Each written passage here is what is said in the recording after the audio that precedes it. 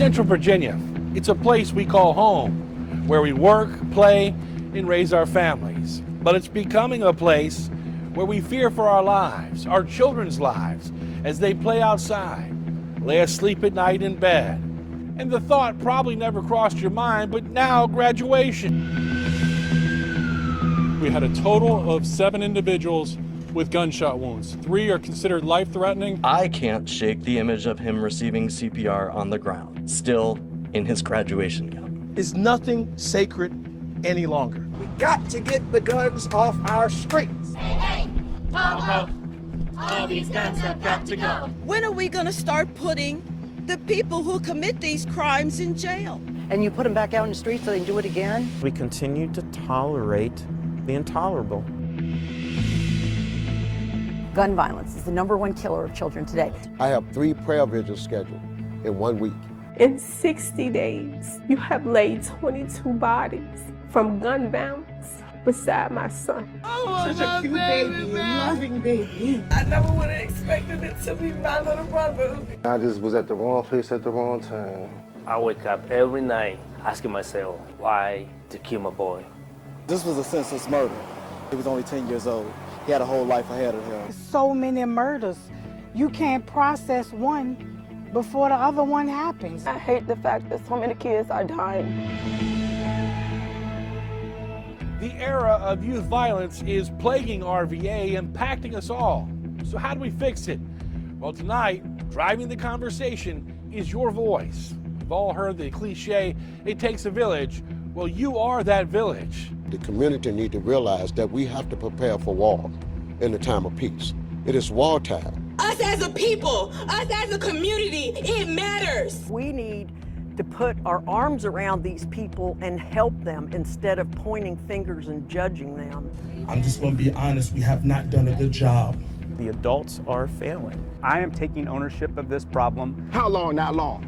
You know what I mean? Before we change, before we take accountability of who we are and the actions that we're taking in destroying families. The leadership has to put away the political differences. Actually finding common ground and not just making talking points. Stop blaming other people for the actions that you're doing yourself. There's so many things that y'all could be doing with y'all time besides killing each other. If you see any of these kids with guns, tell them put them down. It's not right.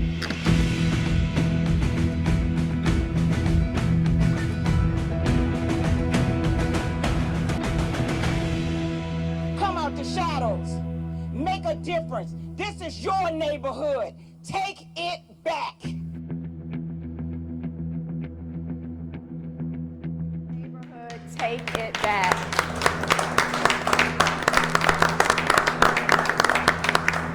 One of the underlying messages tonight, your voice, your community.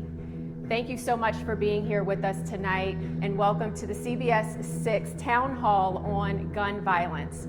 The goal is to bring community members together so that we can start talking solutions. Talk first, implement, take action, and then hold one another accountable.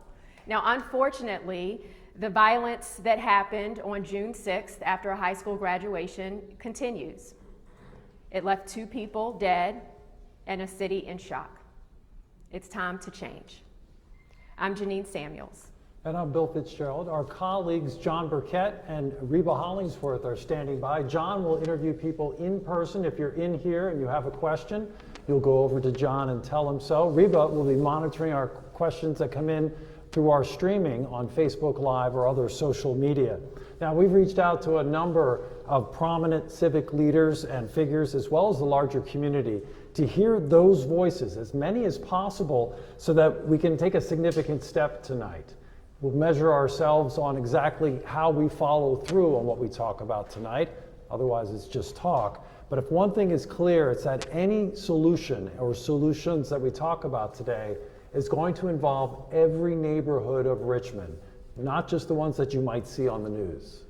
And like Bill mentioned, we reached out to a lot of people through a survey, but then also across the Richmond community to be a part of this panel and also the part of the audience. So now I would love to introduce our panelists. We're going to start to the far your left, Superintendent Jason Camrus. Jason Cameras has served as the superintendent of Richmond Public Schools for 5 years. Before that, he held several leadership positions in Washington, D.C. school system. Cameras was present at the June 6th mass shooting outside the Altria Theater that followed Huguenot High School's graduation. Thank you for being here. Thank you. Cruz Sherman is a Richmond police chaplain and the founder of Virginians in Action. It's a nonprofit that works to prevent gun violence. Decades ago, he was involved with a gang in Memphis, Tennessee, but he turned his life around. Sherman is now an ordained minister who has worked with law enforcement across Central Virginia for more than 20 years. Robert Bowling. Robert Bowling is the CEO of Child Savers. It's a nonprofit that focuses on children's mental health. Child Savers is the oldest provider of mental health services for children in Richmond. They've also worked with Huguenot High School families and therapists with emergency mental health support after that mass shooting following the school's graduation. Acting Police Chief Rick Edwards has served as the head of the Richmond Police Department since last October, and before that he worked in the department for more than 20 years. Acting Chief Edwards led the department through the June 6th mass shooting outside the Altria Theater that followed that Huguenot graduation. Thank you for being here. And to my left, Thelma Samuels. She is an 8th grade teacher at Benford Middle School and lifelong Richmond resident. She is an outspoken advocate against the lack of safety and security in our schools. She has also lost, unfortunately, students to gun violence. Yes. Commonwealth's attorney Colette McEachin has served in her position since 2019, and before that worked in the CA's office for more than 25 years. CA McEachin has prosecuted crimes at every level, from domestic violence to burglaries, rape, and homicides. Her office will actually prosecute the suspect in the June 6th mass shooting.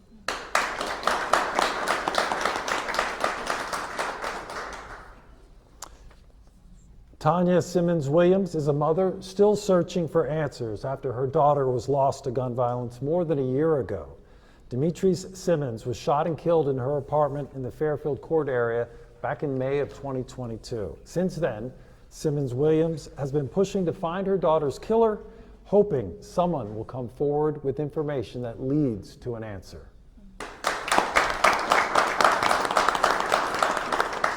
Brian Swan, since retiring from the ATF in 2012 as Chief of Crime Groups and Gangs, Brian has served as Deputy Secretary of Public Safety and Homeland Security under 2 governors, Glenn Youngkin and Bob McDonnell. He also served as Director of Public Safety for the Richmond Redevelopment and Housing Authority.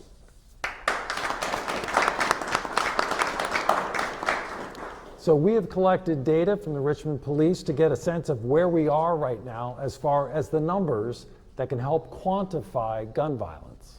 In addition to that, we sent out a survey and literally asked our community to respond to it. We had over 600 responses within a week. We wanted to know from a variety of people, variety of ages, races, backgrounds, to provide their thoughts on what they feel are the top contributors to gun violence. Here's what we found.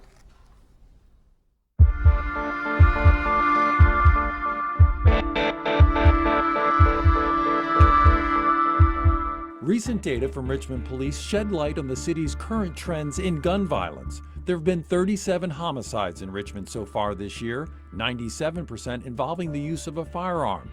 That number puts the city on pace to reach more than 70 by year's end, a 25% rise from 2022's total of 57 homicides. Richmond police also point to a troubling rise in thefts of firearms from vehicles. While they don't have numbers for the current year, 2022 saw a nearly 73% jump in such thefts, 714 compared to 413 in 2021. And here's what our community is saying about these trends. CBS 6 received 614 responses to our Stop the Violence survey. Close to 39% say they were personally impacted by gun violence or had a loved one who was affected by gun violence. As for what's causing the rise in crime, more than a third say guns are too accessible. Nearly 11% say there are not enough mental health resources available, with the same number pointing to a lack of accountability for public officials. Other factors cited include poor parenting, that parents are not held accountable, that single parents struggle to raise their children, or that there is a lack of discipline in the home. Also included in the top 5, a concern that penalties for offenders were not harsh enough. More than 50% of the respondents indicated gun violence or gun violence involving youth were among their top 2 concerns, followed by safety in schools, physical and verbal abuse, and cyberbullying. Those responses mirror the alarming 39% who say they're extremely worried by gun violence. That compares to just 8% of participants who say they worry very little about gun violence. 56% of those that filled out the questionnaire either do not feel safe in their community or only feel safe some of the time. Based on the comments and questions, there was an overwhelming sense of the need to come together to get to the root cause of violence, talk less and implement more, hold people accountable, and create safe environments for our families. Now is the time. Your voice, your community.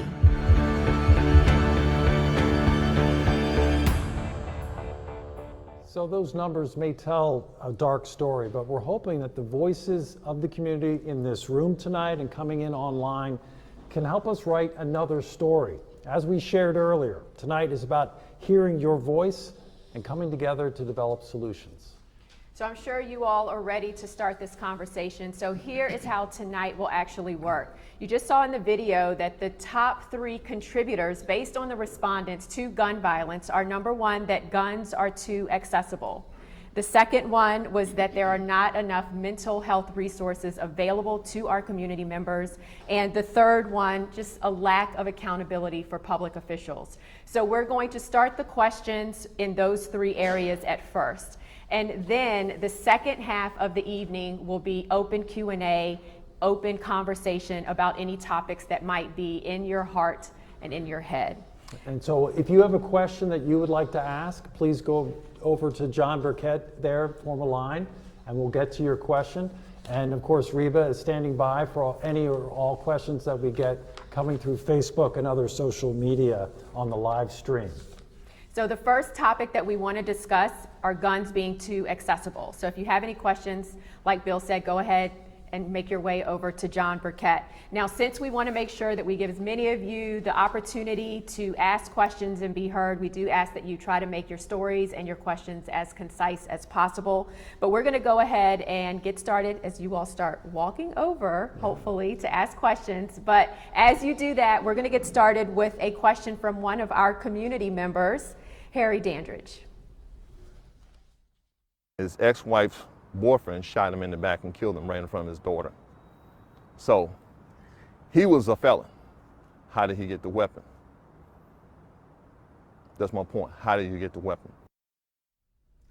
So that is the question. How did this felon get the weapon? We've heard about whether we need to change laws.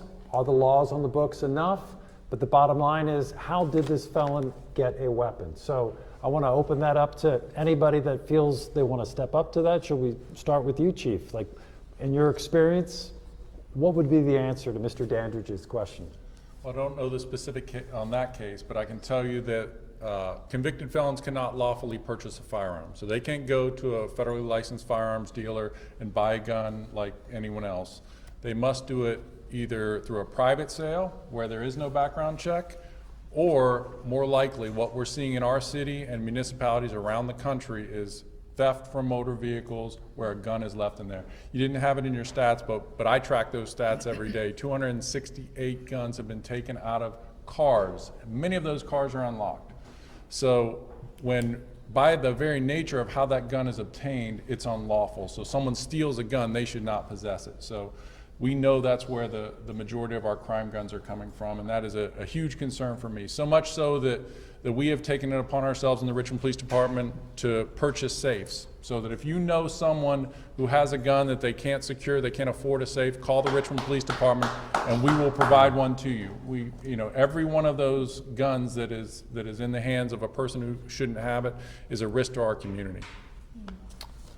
And anyone else?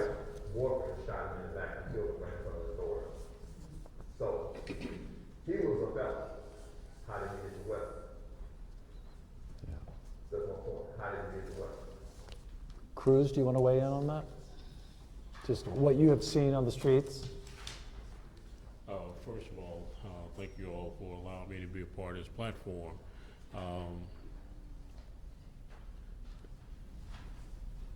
I can't be politically correct tonight.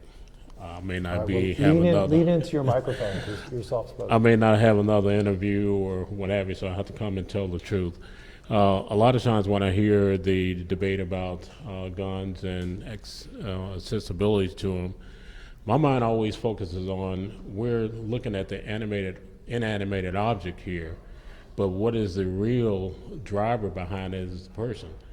If you can take a knife, you can take a car, you can take anything, you can take a bomb and still destroy people. I know we have access to guns, we have a lot of laws, but the laws basically handcuff the abiding citizens. It will not do anything for anybody that has an intent on doing bodily harm to somebody. Anybody else want to weigh in? I can weigh in a little bit, and that is, having worked with ATF for 25 years, the accessibility of firearms is prolific, and it's always going to be that way. There are so many firearms on the street, Rick, you know this, that if you recall back in the early 90s, Richmond was known as the iron pipeline to New York City, where there were people were buying multiple firearms and taking them to New York, bringing them back. We stopped that. I believe it was Governor Waller that passed the one gun a month law. That was eventually repealed, but it's now back in place. That's an example, though, of a very commonsensical law that had immediate impact on the accessibility of crime guns to bad guys. I was working trafficking cases at that time. They literally stopped that day. They literally stopped that day, and because of that one law being passed. Now, there were some that continued on, but they're much smaller scale because you could only go in and buy one firearm as opposed to 20. So I don't know that we're ever going to get rid of the number of firearms that are on the street, but we can certainly pass commonsensical gun laws that can have an impact on the criminal element and make it more difficult for them to have that access and to use them in a criminal manner. So. Right, and following that line as far as thinking about solutions, so definitely having that visibility or clarification on how guns are getting into the wrong hands. One comment that came up quite a lot in the survey was about Project Exile and the success that had years ago. Are there any other solutions that we can start talking about to make sure that the wrong people don't get access to guns? I think the question is, who do you consider the wrong person? Obviously, our society has decided that if you are a felon, you should not be able to possess a gun. However, a lot of the crime that happens in Richmond is committed by juveniles who are not felons, or adults who are not felons, or people who have access to guns because you can go on Amazon and buy a gun for $500. You can go to a friend's house and say you need to borrow their piece and do what you want to do and then bring the piece back or throw it in the James River. And so the issue is not that we need necessarily more laws restricting the purchase of firearms in, as the chief of police said, in a place that is a registered firearms dealer. The issue is, how do you keep guns off the street from people who are buying those guns off the street.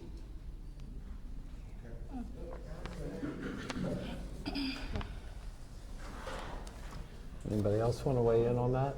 So is Project Exile, is that something that people are talking about in terms of bringing it back? Chief, do you know, was that something that partnering with the federal agencies, appropriate ones, does that have an impact? Because obviously there are questions about civil liberties and that certain communities are affected more than others. What's your take on that? Well, certainly those laws are still in place, regardless of what's called. But if you're a convicted felon in possession of a firearm, you can be charged in the state court or the federal system. Every gun arrest we make is evaluated by a team of detectives and the Commonwealth Attorney and the U.S. attorneys to decide what's the appropriate venue for it. So I think that's just a piece of the puzzle.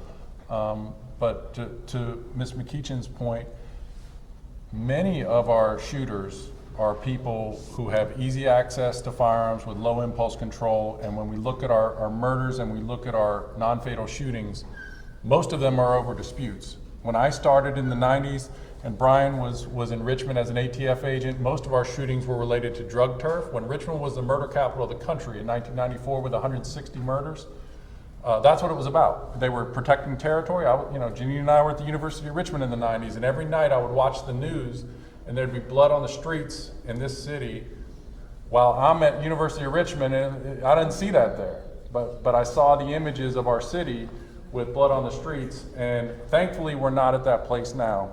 But just 2 years ago, in 2021, we had 90 murders in our city. We almost reached triple digits again, and it's my commitment to this city that we're never going to get to that point again, and we're going to do it through smart policing, through working with our partners, and by making sure that we utilize the strategies in collaboration with our community members to avoid that.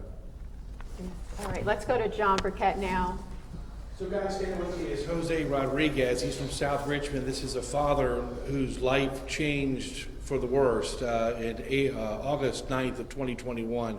Jose, what's your question? My question is, when I'm going to have an answer for my son's murder?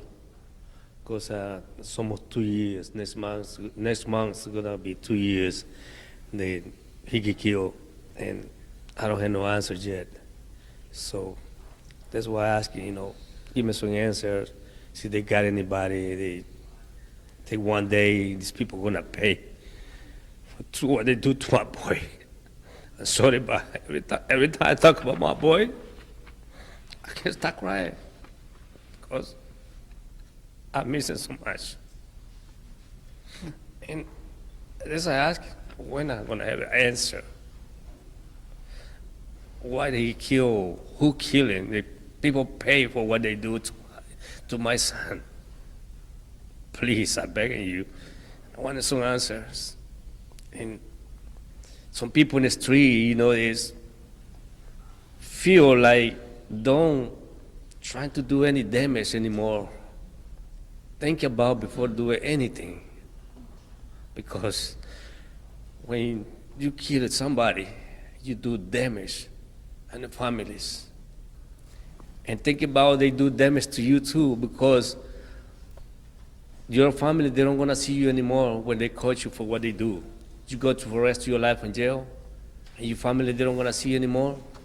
Come on, man. Think about and think how much damage to do to the whole family when you do that. Please, please, think it before you do anything like that. Thank you, Jose. So, would you have? First, I want to just say how sorry I am for you and your family. I still view myself as a homicide detective. That's what I spent most of my career. So I've sat at that table with families. I've seen the pain that I see in your eyes right now, and I want to apologize, and I want to thank you for coming and sharing. On your specific case, I'd like Deputy Chief El-Amin to meet with you after this, and let's talk where we can sit down with the detective assigned to your case and give you the updates you want. But I can tell you that, I'm very proud of the Richmond Police Department's Major Crimes Division. They work relentlessly on these cases. We have a clearance rate year to date of over 67%, which is well above the national average. But I know that doesn't, for those families that are still wanting to know what happens, that doesn't assuage your pain. And I know there are many others in our city who are left wondering what happened to that person, to their loved one, what their last minutes were like. So I want to say that, you know, on behalf of the Richmond Police Department, we stand with you, and we apologize for what's happened to you, and I just feel terrible, and we're going to get you those updates that we need to get you. And I would just ask everyone who heard that message that may be thinking of retribution, that may be thinking of taking a gun in their hands, to listen to this family and see what's happened to them. A concrete step. Thank you for Tanya, that. I know that you are in a similar situation. Did you want to weigh in on this? I do. Because just like Mr. Rodriguez, I cry every day. I cry every day. I cry sometimes 2 or 3 times a day. Then I get angry because we have no answers, because we just have to sit and we have to keep waiting, and we have to keep waiting, and we wait every day for somebody to come and do the right thing. When this happened to us, when this happened to me, so many questions that came to me, I didn't even know how to answer anymore. And I don't want anybody else to have to figure out how to answer the question about how many children you have. To answer the question about what happened and you can only say you don't know what happened. To keep waiting for the phone call for somebody to come and say that finally justice is being served.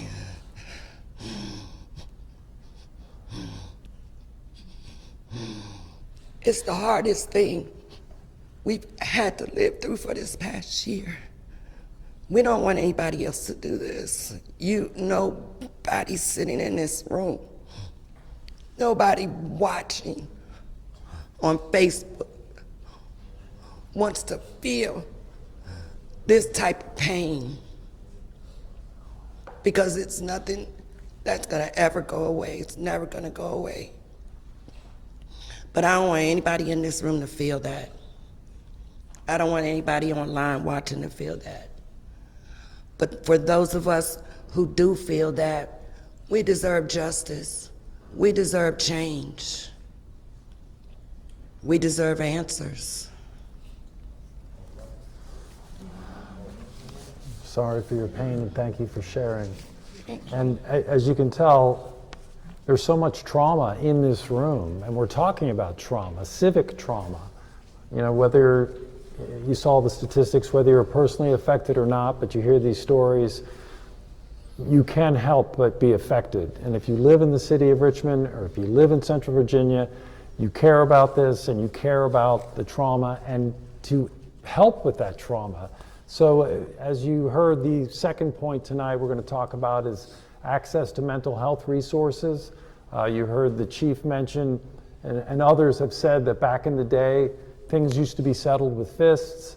Now, no impulse control, reach for a gun, and the result is final. The result is tragedy in an instant. So we're going to shift the conversation just a little bit to talk about getting access to mental health resources. And I think, Robert, if you could just start us off on that, because obviously, boots on the ground, you see the children and you see the trauma, as do school officials as well. Sure. Thanks, Bill. And really, for Jose and for Tanya, really sorry for your loss. And we do need to do something in community to really support these families who've experienced this tremendous trauma in their lives. But I think one of the stats that we saw earlier today, when it focused on the availability of mental health resources to support people, is just not enough. We've been at this work for nearly 100 years. really trying to help families find the resources to first survive, and then secondly, to thrive. And so our work is really focused in two areas on the mental health side. One is to provide the outpatient therapeutic supports for families who've experienced this tremendous trauma. And secondly, to be available in emergency situations immediately after a traumatic event. And it's our view that investments in this area need to be a priority for our community. Until the ideal goal would be to put people like me and our organization out of business, that we wouldn't have to address these kinds of issues. But our reality is that so many children at very young ages are experiencing levels of trauma, either personally or viewed, that is really softening and normalizing traumatic events. A recent CDC study talked about the impact of social media on traumatic events in communities, and that's having a tremendous impact when somebody can talk to you and not have a face-to-face conversation. I think the thing we talk about a lot is, it used to be a fist fight or a knife fight rather than a gunfight, and it's harder to regulate that when you're doing it through a screen. It's harder to do. And so I think we as a community need to refocus our efforts to provide the mental health supports, but also to value every single citizen or resident in our community. And what we spend a lot of time doing is dehumanizing kids for behaviors, but those behaviors come about because children have experienced significant trauma. And that trauma can look like the death of someone very close to you. It could be your separation from someone you love, whether the person is incarcerated or through death. It could also look like things around domestic violence that happens in the home. And so I think we as a community need to really start thinking about how do we build a community where everyone in this space can prosper. And I know I'm going a little long, but I think it's really important to really think about the elimination of guns to the extent that we can, decrease the availability of guns, to increase the level of mental health supports in communities. And the third and most important thing is, how do we create economic prosperity so every person in our community has a possibility to grow, every person. And so instead of going to our corners and having this conversation, we need to find that space in between to provide additional supports so that kids can have activities to do that won't lead to this level of violence. Right, and one thing you mentioned, which was also echoed in our survey, you mentioned lack of respect for one another. That was literally number 6 on our list. A lack of respect for one another and human life. So we want to go now to John Burkett. There is a line there, so we have some questions. We'd love to get more questions. So Janine, I'm standing with Charles Willis. He's a community activist. I've known Charles for decades. Charles is out in the community every time a youth especially is involved in a homicide or a shooting. Charles is there, and your question is what? My question is simply, number one, I want to say very quickly that with our youth, as he explained, that our young folks are going through a change right now. The main thing I found out with our youth, John, and others, is that our kids are not scared of no consequences anymore, especially in our education system. And I say it often, folks that are scared is the fact that our teachers are scared of the principals, our principals are scared of the superintendent, superintendent's scared of the school board's scared of the parents are scared of the kids, and the kids are scared of nobody. And that's the part that we really got to look at and take a straight look at it. So for our kids, both to our superintendent, a question I have, as well as any others on the panel, is that there got to be some kind of solution for our youth, because the violence is among our youth right now. What do you have that you believe that would work to help stop the violence with our youth, not only in our community, but in our schools? Charles. And most likely they'd have to be staying in school to start. Thank you, Mr. Willis, and thank you for all your support when we tragically have to step in and support families facing tragedy. Look, I don't think I've ever met or heard of a happy and healthy young person who picks up a gun and shoots somebody. A lot of our kids are truly hopeless. A lot of our kids were suffering enormous trauma before COVID-19. And then when COVID-19 hit, rates of homelessness went up, food insecurity went up, abuse went up, and there were no teachers to come and tell in person, hey, I need to get some help. All of that got worse. And we've put the masks away, and folks understandably want to put the pandemic behind us. But we can't forget the impact that that had on an already very difficult situation. And so we have a lot of kids who quite literally have experienced trauma after trauma after trauma, and it's hard for many of us to put ourselves in their mindset, but if you have experienced utter hopelessness, it's not far from there to pick up a gun to solve your issue. And so I would agree with Robert and so many others, this is about so much more than just taking away the guns, though I am a huge supporter of that. It's about creating hope in our kids, that there is a future for them. It's about getting them the mental health that they need. We know in education, the brain science, when you grow up with repeated trauma, your brain physically actually changes, and you're more likely in situations of tension to have a spike in cortisol, which inhibits your decision-making ability. So we should not be surprised when kids are suffering repeated trauma, repeated trauma, repeated trauma. There is an ocean of guns. You put those two things together, coming off a once-in-a-century tragedy, basically, that deeply affected our kids and families, and here we are. What I get frustrated about is we actually have the resources to tackle this. So, like Mr. Sherman, I will be politically incorrect. You know, the state of Virginia, the Commonwealth of Virginia, is sitting on a multi-billion-dollar surplus. And the General Assembly's own research arm, nonpartisan, called JLARC, they released a study this week saying that the Commonwealth of Virginia is underfunding schools by billions of dollars.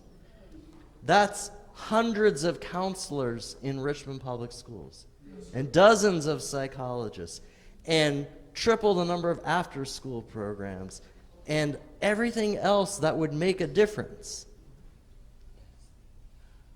And yet, those elected to make these decisions have decided it's just not that important. That's got to change.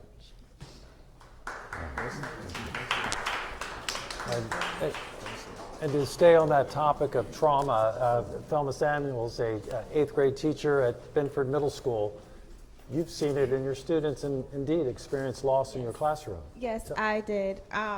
I wanted to piggyback on the mental health part.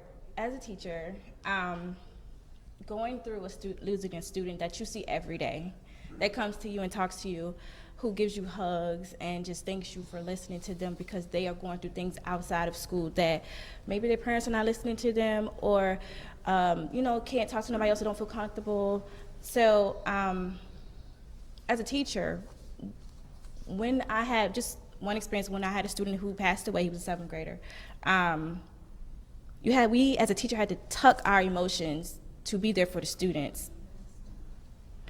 And I don't think nobody realized how it affected the teachers, because we see these students every day also. We talk to these students every day.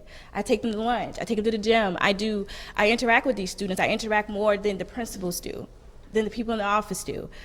So a mental health day for teachers is very important. We go through trauma too. That definitely changed my mindset in the school system. This is my first year being a teacher, and I went through a death of a student and it changed my life. I have no kids. So something like that, having that that connection with the student that's not even mine, hurt me so bad to the point it almost made me not want to be a teacher anymore, because I didn't want to feel that feeling anymore. That's not a good feeling to have, and I feel like teachers, even officers, police officers, every day they go out here, they're dealing with somebody who's killing somebody, they're coming to scenes where people are shot or, hit by a car, anything. They need mental health days. That's a lot. That's trauma on the officer. That's their mindset. How do you think they go to sleep at night? Some of them probably don't sleep at night because of what they do at work. As well as teachers, I couldn't sleep well that night I found out my student died. I just seen him the day before, that Friday, and he died over the weekend, So mental health is definitely something that is needed in the school system. I feel like maybe like a day or something that, we can have at least a year in the school year, everybody have a mental health day, so that, we have time to process these feelings and these emotions that's going on in the school system today. Also, he piggybacked on you saying, the principals and things, people being scared. I feel like the principal and the higher-ups are scared of the students. I feel like that's what's tearing the school system down.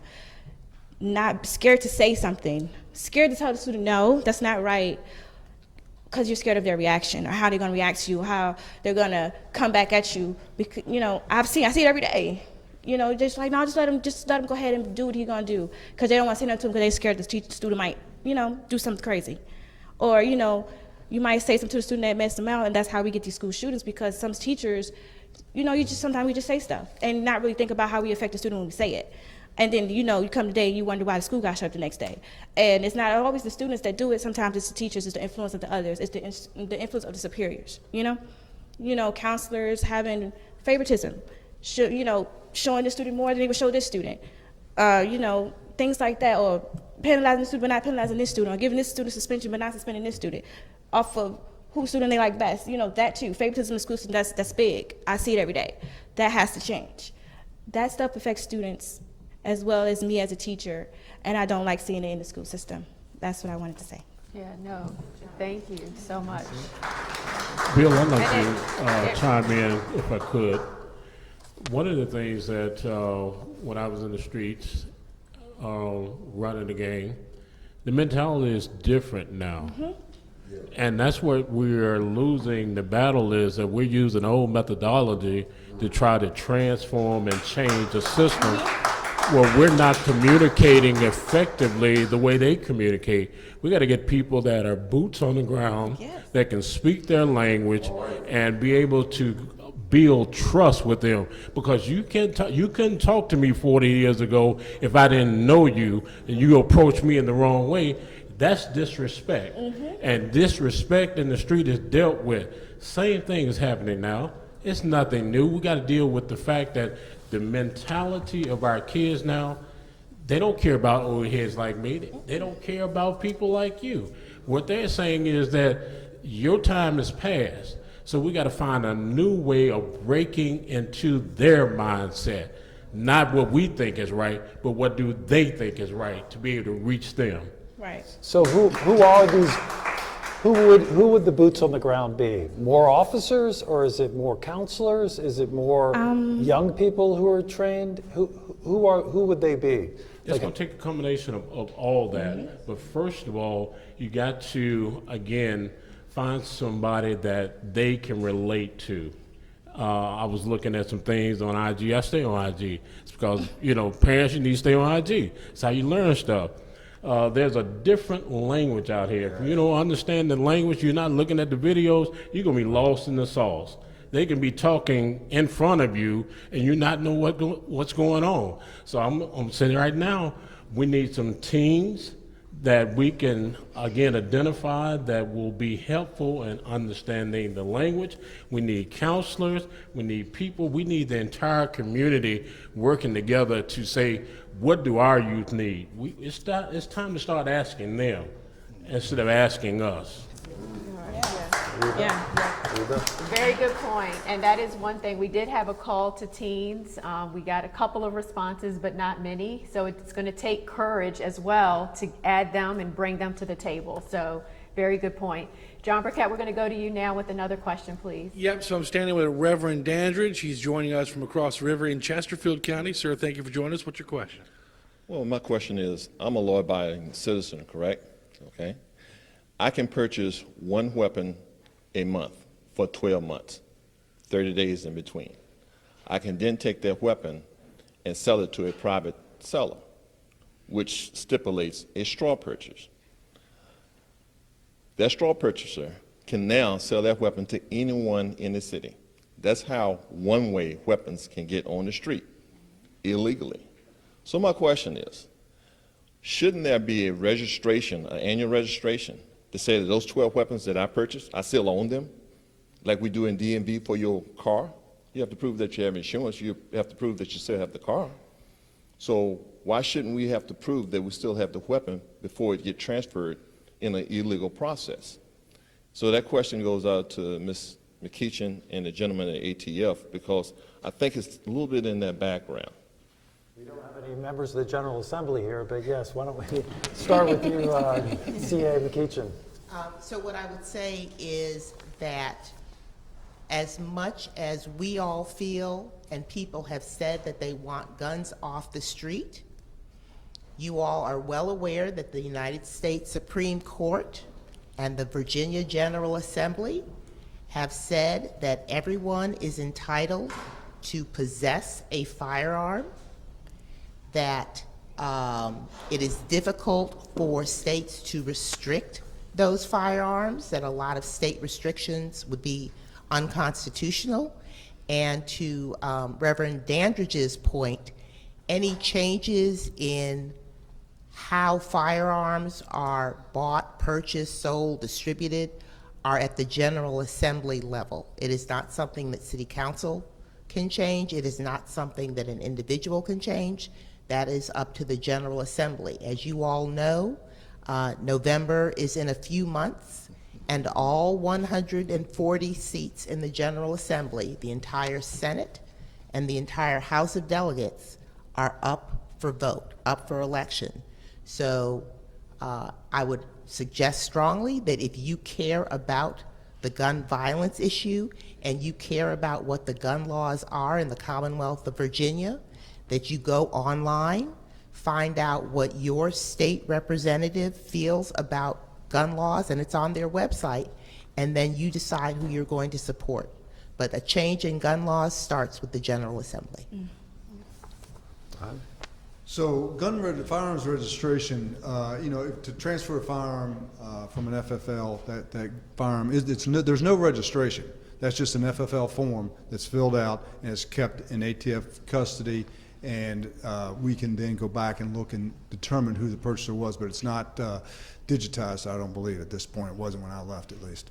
So a common sense, potential for a common sense legislation to address that might be that there would have to, any transaction that would have to take place after that initial transaction would also either have to go through an FFL, which then it would then be registered with FFL, if you will, or some other type of paperwork that would track the possession of that firearm to the next owner.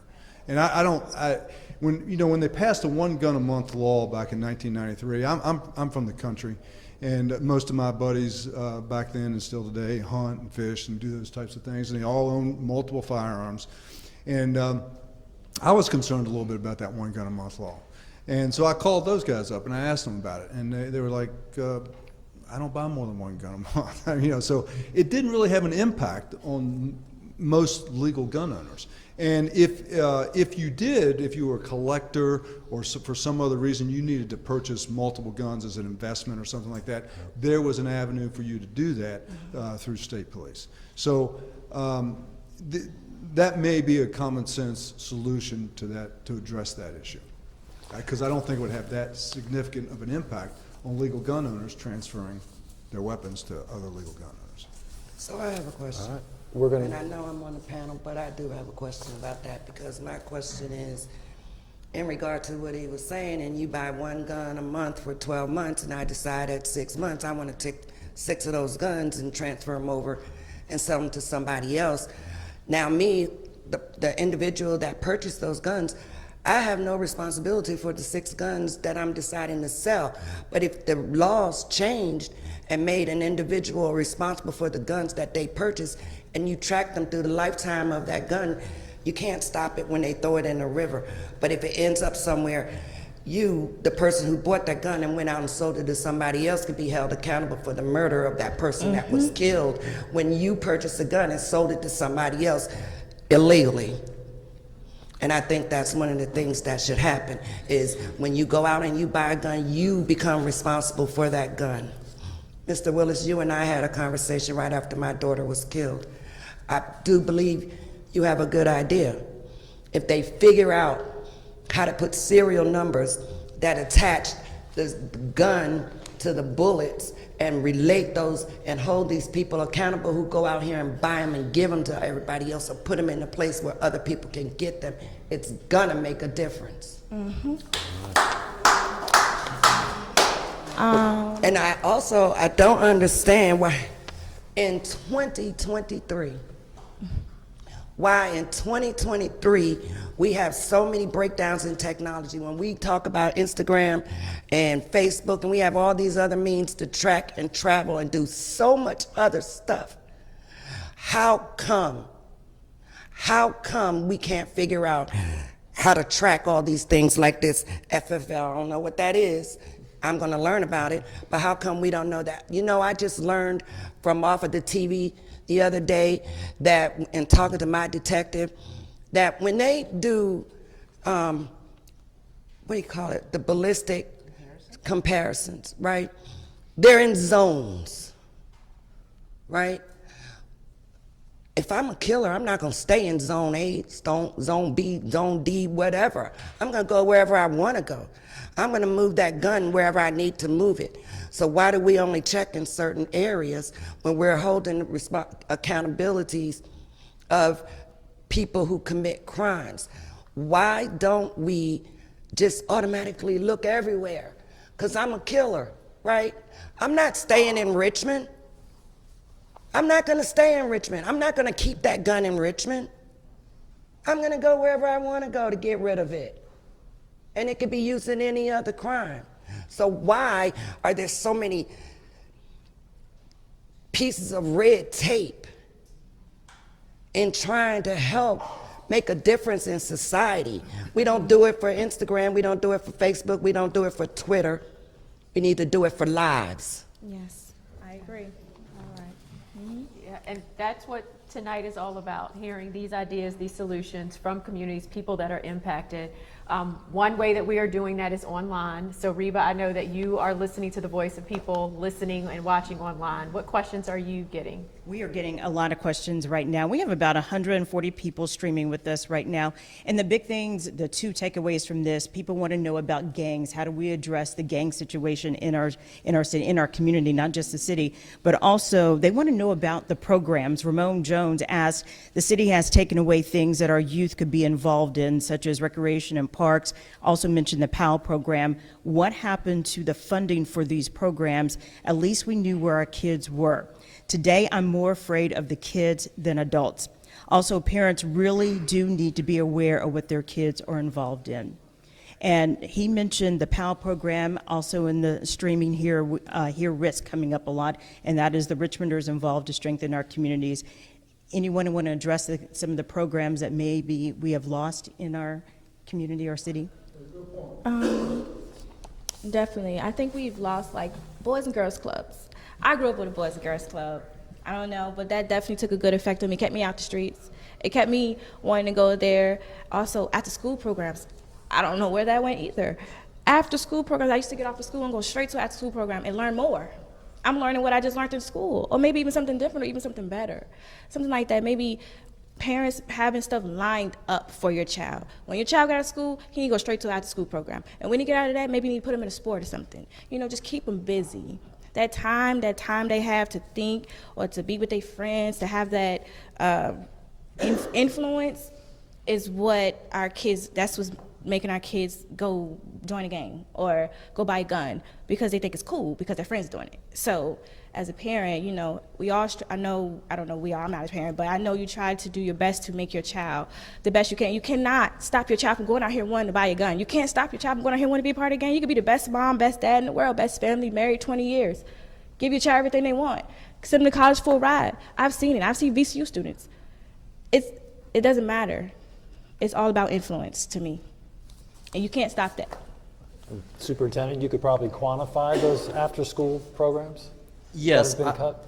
I did want to clarify, and I do want to give Mayor Stoney credit. He has invested quite a bit in after-school programs. There's an organization called Next Up, which is sort of a convener of after-school programs. That's in all of our middle schools. We have Parks and Rec and YMCA after school at all of our elementary schools. There's a beautiful new Boys and Girls Club in the East End. So I actually do think the city has stepped up on that front. I think the challenge is we just need more, and the resources are limited.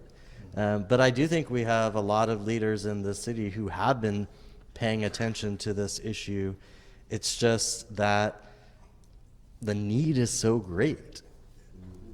And can you quantify the participation level and what the target level might be? I mean, is it 10% of kids taking part and you'd love to have 30, or what are we talking about? I don't want to quote numbers and get it wrong, but it is a significant chunk of our kids who are attending after school programs, and I know our families are incredibly grateful for that. But you know, if you are working 3 minimum wage jobs to put food on the table and pay your rent, it may mean that you're not home from 7 p.m. to midnight.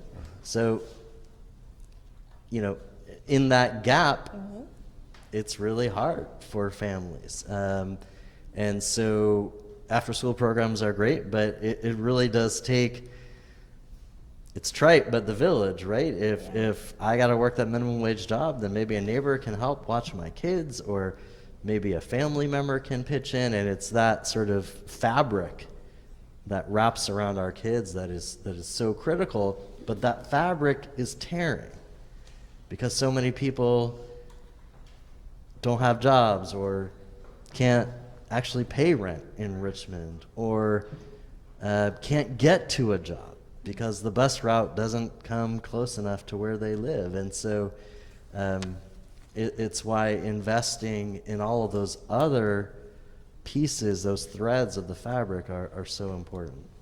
Right. And one thing I'd just like to say is there's always particularly for young men, but all of our young people need something to strive for, need something to focus upon that's positive.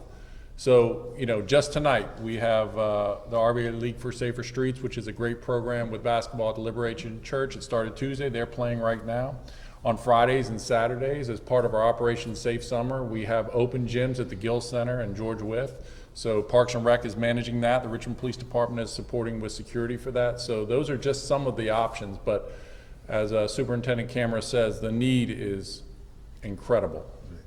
I'd love to make a comment on this, and it's really around the economic prosperity piece that we talk about in our community. I was recently in Kansas City on a chamber visit, and Kansas City built a $1.5 billion airport.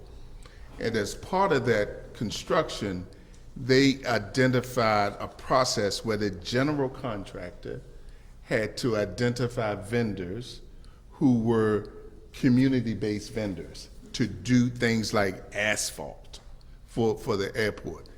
In addition to that, it provided an opportunity for those vendors to employ people and train people to do that kind of work. A simple thing like that, making that kind of investment, creates jobs for people such that the desire to go out and do something bad is reduced. In addition to that, we are planning several economic development projects across our community. And there's a great opportunity that we have to say, if you're going to build a $500 million project or $1 billion project, you have to commit to support a school for 3 years and to help pay some of the salaries of those teachers for 3 years. You get a tax break for that economic development project, so you should make an investment in our community. I think we have to think differently about the way we think about this problem. And if we don't address that economic divide in our community, that hope that you talk about will never be there. That's right. We're going to move on to the next question, and we have formed a line, so that is wonderful, community voice here. So we're going to probably limit some of the panel interaction just so that we can get to all of our questions tonight. Go ahead, John. So Janine, one of the topics we discuss, our viewers wanted us to discuss, is mental health, and with me is Sherry Clark. She has a comment about mental health. Yes, my comment is that I recently worked at registering patients through ER. I had a few people that come in with mental issues. They come in through the ER, they get treated, and they get released right back into the street. So they're not getting any help. That's one issue that I see. The second issue is that you have someone that's have committed a crime that may be on drugs or something, they get more time than somebody that's killing someone. They may get 10 or 15 years for a robbery, but murder, they get a 5-year sentence. What are we going to do about that? That's the issue I'm having and that I'm seeing. Because I am the niece, my aunt, I'm the aunt of Demetra Simmons that was murdered back in May. So we have a couple issues going on mentally and not knowing who murdered my niece. Still out there, we're still wondering, we're still thinking every day. We have we have unanswered questions and that we're still looking for some answers for. Our hurting family, C.A. McEachin, is that, it seems to be other discrepancies in some sentencing issue? So the short answer is yes, and that depends on a lot of different factors, right? So let me take the first part of this lady's question or comment first, which is if somebody is in a school, in a hospital, out in public and seems to be having mental health issues or a mental health crisis, unless they are a danger to themselves or others, or unless there is enough evidence to get a temporary detention order, a TDO, or an emergency order, or unless they actually commit a crime in the course of their having a mental health issue, they assault someone, they damage property, they do something violent, that's when the law is able to step in and offer some type of support and service so that they're not just, quote, released to the street. But because this is America, and because everybody who is over the age of 18 is entitled to live their life the way they want to, unless they break a law or unless they are dangerous to themselves or other people, then you will see that happen. So that's my response to the first part of your comment. As to the second part, where someone gets more time for a robbery than for a homicide, or more time for a burglary than an aggravated malicious wounding, that depends on a host of circumstances. It depends on the person's criminal record. It depends on whether there's a jury trial or a bench trial. It depends on what the facts are in the individual case. It depends on whether or not there's a plea agreement. It depends on how good all the evidence is in those cases. So there's never an apple-to-apple correlation, because the good thing about the criminal justice system is that you are supposed to look at every case individually and arrive at a disposition that is just and fair, and that may not look apples to apples. It may be apples to oranges. John, do you have another question? Yeah, we're with Bridget Whitaker. She's from Northside downtown area. Ms. Whitaker. Correct. My question is, when are we going to hold the organizations responsible for creating the scenarios that we are now experiencing in our city First of all, I want to bring notice to the fact that we have a lot of empty seats in here. I'm going to keep it real. My heart is breaking that we didn't have as much turnout as I had anticipated, and it breaks even more because the people that really need to be here are not, and you know who you are. So let's talk about the organizations and the scenario and environments that have been created here in Richmond, and the police, I'm sure, can chime in on this.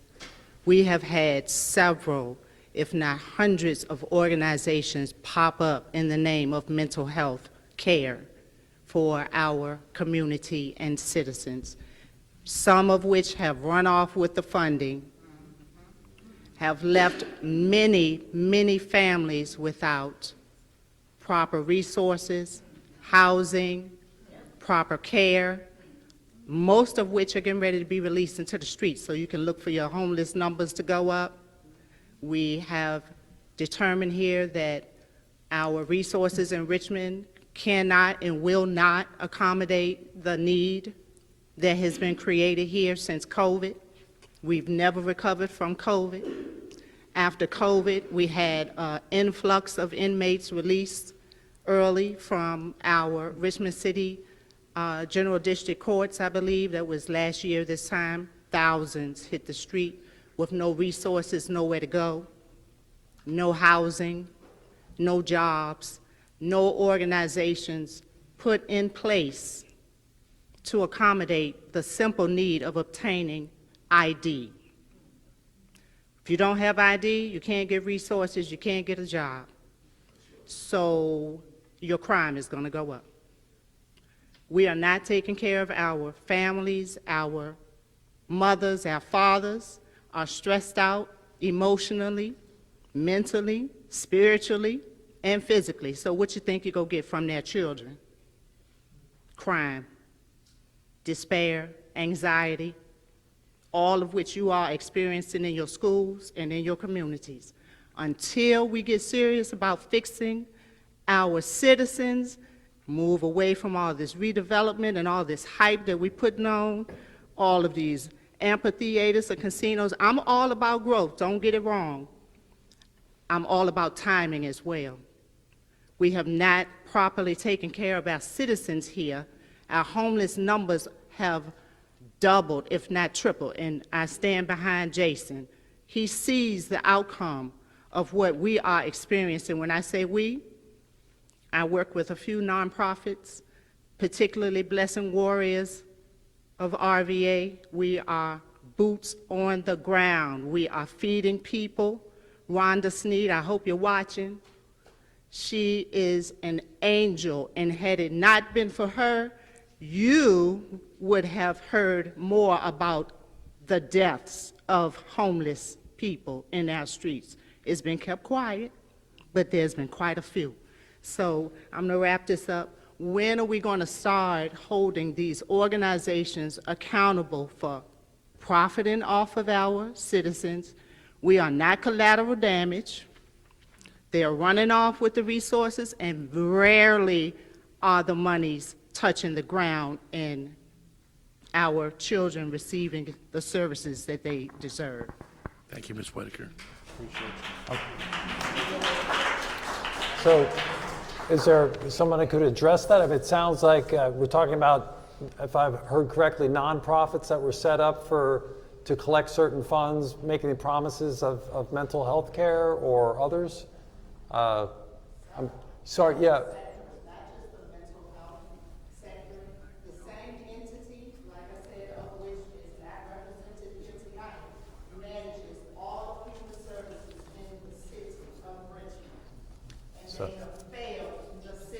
Of Richmond. Failed them. That's why they're not here. They're cowards watching behind the camera. And you know who you are. Until you take care of your citizens, nothing else is going to prosper here. Anybody want I'm not sure we have someone on the panel that could address that, but so we'll take note of that and try to find an answer. John? Yeah. Yes, please, John. All right, we got Ms. Coles from Henrico County. Hi, thank you. I just want to say I'm glad that we are having this town hall today. What I actually wanted to, I want to start off with, when we talk about boots on the ground, and Mr. Sherman, you literally took everything on my sheet out of my mouth. And when we're talking about boots on the ground, I'm a 44 decades of civil rights and grassroots. I have not only just worked here in Central Virginia, but I've worked all over this entire state. And what you said is exactly correct. And what we're going to understand is that these kids and the people that's out here today, we're going to have to do something different. Mr. Sherman, the gentleman next to you, the teacher, and the parents that have lost loved ones, these are the people that you need to get on the stage, because you need to get people that are approachable, that people that, and just as Mr. Sherman said, that that the community is going to actually listen to, that they can relate to. Because unfortunately, everybody's not going to be relatable, not anymore. And we have so much crime going on around us. I'm in Henrico. It's the same. We have so much crime going on around us. And until we get people back in a town hall like this is a great idea. This is a start. But we got to have people that, I know I listened to the mom that lost her daughter, and it's heartbreaking. But see, someone like her, Mr. Sherman, the gentleman here, I can take the teacher. I can take what you have back, what you just said.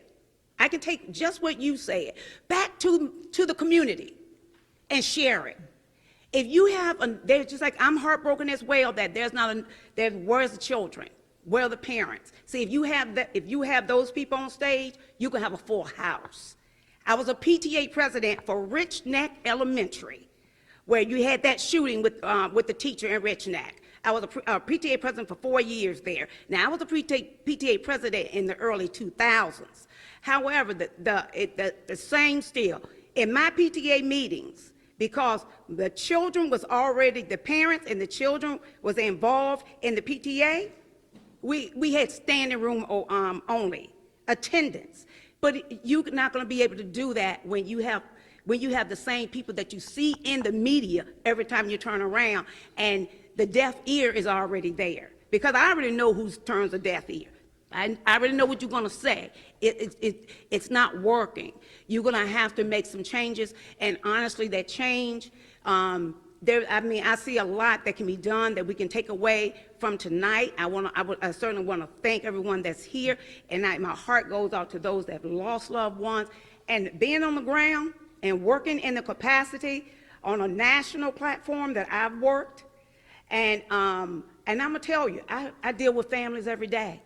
We have a family, we just solved a case in Brunswick, in Emporia, where a young lady died of an overdose 4 years ago. Her family been fighting for 4 years. But guess what we just learned? And we got the FBI back on it. The grandparents just got the letter that it went back to the Commonwealth Attorney's Office. I'm not going to go into much more of the investigation, but it's a lot of work that's involved as an advocate. And it's a lot of hard work that's involved as an advocate. But the work that we do on the ground, believe it or not, we help police, Commonwealth Attorney's Office, and everybody else, whether they want to realize, in families. Our focus is the families, is getting justice, as mother said, is getting justice for these families. And what we're going to have to do is make a change and making sure that all these families get addressed. It does start in the home, but we got to make sure that our families are getting the need that they need, and our children are being taken care of. I listened to that teacher. She's exactly right about what's going on in the schools, but we definitely got to do a better job. And I hope that change is starting today. Thank you. Thank you so much. Thank you, Ms. Coles. Yes. Thank you for that comment. So we tried really hard to have a diverse panel, and thank you for recognizing that. It was harder, as I mentioned before, to get teenagers to the table, but I do want to give Thank you to Shimei, a mom, and her daughter, her teenager Destiny, for being a part of our conversation and being willing and being here. So, Shimei lost her son. He was 13. And to suicide. And so she stepped up along with her daughter to be a part of this conversation. You're absolutely right. We have to hear more of the stories from those community members as well. We do hope to have another town hall like this in Petersburg, in Chesterfield, maybe Henrico, so that we can do a better job of that as well. We're going to go to Reba now. I think you have some questions from the stream. We're getting a lot of questions about the family, where it starts in the home. This question is from Patsy Hathaway, and she asks, the school system can play an important part in community violence. Counselors get to see family situations firsthand. So I believe this question is for Superintendent Kamras. What can the schools do, the counselors, the administrators? Schools can and do a lot. We have incredibly dedicated teachers, counselors, social workers. They really are the largest social service agency in a city. People don't realize that, but a school system is the largest, obviously, education system, social service system, food system, transportation system. I share that to say schools do a lot, but they can't do everything. They're typically receiving what is already happening at home and in the communities, and we try very hard, and I think are largely successful in helping kids process those things, but there's just not enough people. You have counselors who are serving 300 children. You have social workers that have a caseload of 200 families, and each family has a myriad of issues. And so, again, schools absolutely have a critical role to play, and I'm incredibly proud of what our educators in Richmond, and I know in Henrico and Chesterfield, Petersburg, everyone, but it's not enough. Folks are stretched really thin, and as our teacher noted, our mental health staff is really traumatized too. We have some of them here from RPS tonight, and every time an incident happens, they're out there. And that has a heavy toll on the adults, which is why across the Commonwealth and across the country, we're seeing teachers leaving the field. We're seeing mental health professionals leave the field. And so it is this vicious cycle. So the kids need help and the adults need help. I agree. I want to piggyback on it. I do agree what he said. I feel, I'm sorry, my words got mixed up for a second. At Benford, just being there, we had a counselor, then they quit. Then we didn't have a counselor for a little bit. Then we had somebody who stepped up to be a counselor, but who's not a counselor. So what I was going to say is, as teachers or anybody in the school system, we do what we can, our best, to be there for the students. But you can't force every teacher to want to, not every teacher's gonna want to do that. It's only some teachers. And the teachers that do it, we definitely put our best foot forward to make sure we do what we can to make the students have somebody to listen to, know they have somebody there for them, who's trying to hold their hand through things, who pats them on the back when they do well, tell them they did a good job. So we have teachers quitting every day because it's too much. And we just need strong people who's willing to stick through the hard times. Like me, even though I lost a student and it made me feel sad every day, even though I go to school and I see students beating up other students, bullying, it doesn't make me want to stop. It makes me want to do more. It makes me want to be in the school system more. It makes me want to talk to students more. Okay, well, why are you acting like that? Talk to me. Tell me. Is anything going on at home? Anything you want to tell me that you can't tell your parent? You know, things like that. So as teachers, we do step up and try to be those counselors for the students, because we know we only have one counselor in school, or we only have one security guard, maybe two sometimes. That's not good for a school who has 3 floors and has hundreds of students. Security is definitely something that's needed in the school system. And I see it every day, because you have a fight in this classroom, but a fight on the second floor and a fight on the third floor, but we only have 2 security guards, and they're both in the same classroom. What are we doing? You get what I'm saying? So it's like, as teachers, we try our best. And I don't want to say that we don't, but as teachers, we do. We put our best foot forward every day. We try. every day. Just wanted to say that. I do want to add to that as well because I'm a mom. Naturally, I'm a grandmother. And believe it or not, I'm a great-grandmother, right? But I've had a lot of experiences in multiple school systems. We've been in Richmond City schools, we've been in Henrico County schools, we've been in King and Queen County schools. I lived in a whole nother state when I grew up. But one of the things that I want to say that I see is we need to incorporate diversity into our school systems. We don't teach our children how to learn to live amongst each other. We just go to school and we teach them what this piece of paper said, teach them the standards of learning, right? But what about the standards of living? They have to know that everybody is not like them, but that doesn't make them different.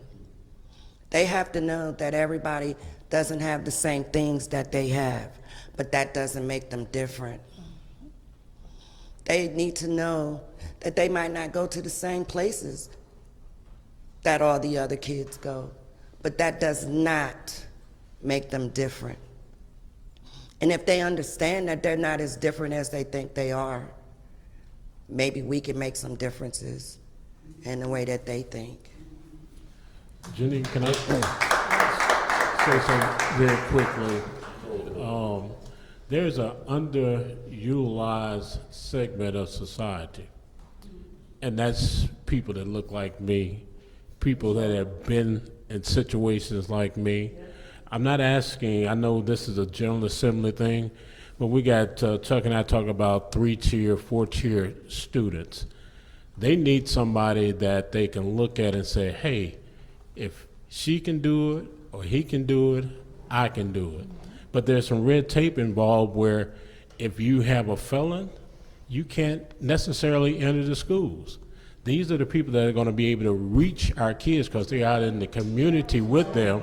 And so if I can't enter the school, I can't enter the after-school program, I don't have access to. I'm not talking about violent people. I'm not talking about sexual predators. I'm talking about people that have made mistakes, and by golly, they've changed their life around. They look like this with 2 degrees, working for a 500 company. This is what transformation looks like, ladies and gentlemen. Acceptance, that's what I want you all to leave here with. Acceptance is what we need.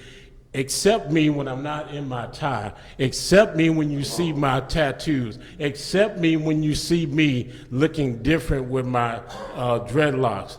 Acceptance. And that was the biggest problem I had, even when I went around the Commonwealth talking about my life in crime, was people that shook my hand when I first walked into the convention, but wouldn't shake my hand afterwards.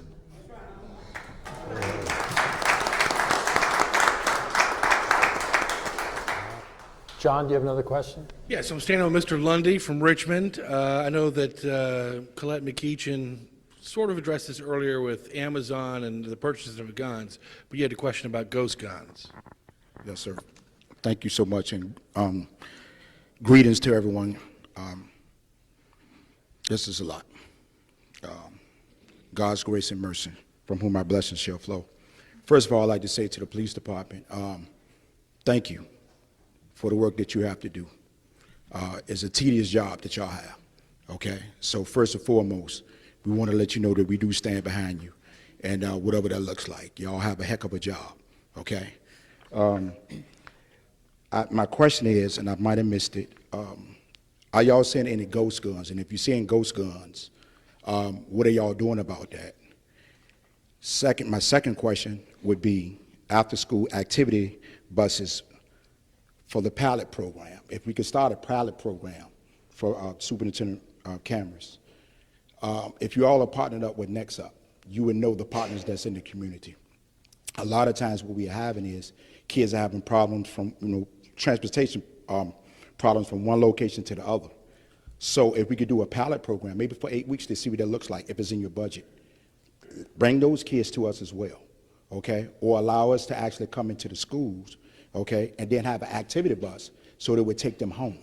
You're talking about a 2-hour period to get them to and from like we used to have back in the day. So my question, once again, is about the ghost guns, and then could we possibly have that school activity after school program? Thank you, Mr. Leonard. So Chief, perhaps you could address the ghost guns, which are parts that are manufactured with a 3D printing press, perhaps, or bartered and traded online, and no traceable parts. Correct. They're what are the ATF terms as privately manufactured firearms. They're not illegal in and of themselves, but there is no serial number. You can't trace them. When I talk to my colleagues around the country, chiefs of police and out west, they're saying 75, 85% of their guns that they seize as a police department are these ghost guns, because the laws are so tight, it makes sense. In Richmond and in our Commonwealth, it's easy to get real guns. Better, you know, you can buy a Glock, and like I mentioned earlier, you can get a real gun out of someone's car, or you can buy it lawfully from an FFL, or you can have someone do what's called a straw purchase, where a person goes in, picks out the gun, pays for it, passes a background check, and then hands you the gun as they walk out the door. So, you know, the biggest concern for me right now isn't the ghost guns, even though they're a problem. It's something I talk about often, and that's what's commonly referred to as a Glock switch. So these are auto sears. These are a small device that go into the back of a normal pistol and turns it into a machine gun. And I can tell you, last night we had a shooting where one of those guns was used. So, and the biggest concern with those, and when we saw our spike in non-fatal shootings last year, if you have a pistol that is a machine gun, you can't control it. So it is bouncing everywhere. So the person that you're aiming at, you might miss, but you may hit 5 other people accidentally. So those are cases that we bring to the federal government. Ms. McEachin and I have had conversations about the possibility of making that against the law for the Commonwealth. So I think that's just common sense. Even responsible gun owners know that that's not a reasonable device to put on a pistol to make it fully automatic. So that's that answer on that question. I think there's a transportation question. Yes. Short answer is yes. Let's connect and figure out the details. All right. It's a great answer. Yeah. Best answer all night. Yes. Short and sweet. Succinct. All right. You get an A+. Thank you. Yeah. You're welcome. So let's go over to Reba. You have a question for Facebook? Yeah, I have a question from Dion Harris. Pay the police officers their due, then you might can have a fully staffed department. So this question, I guess, is for Chief Edwards. Are you fully staffed, and how difficult is it to get these officers and to keep them? Well, I can tell you that we're 22% down on our sworn staffing, and that affects the entire police department at, you know, whether it's our school resource officers, our patrol officers, our detectives. So we are building back this police department. 2020 was a real challenge for us. We were relatively fully staffed in there at that time. We were in the 720. We're authorized for 755. Today I have 588. And but I'm encouraged in the sense that we just tracked our application. So of this time last year, for 6 months, from January to the end of June, we're 74% up in our police officer applications. But I'm going to take this opportunity to speak to this crowd like I do at every crowd, and I'm going to say it, you know, for those viewing at home. The Richmond Police Department's hiring heroes, and if you want to make a difference in people's lives, this is a career, and this is a police department where you can do it. And you can look at those men and women back there that have risked their lives for decades, that love this city, that want to keep our citizens safe. And I would just encourage everyone who wants to serve to check us out.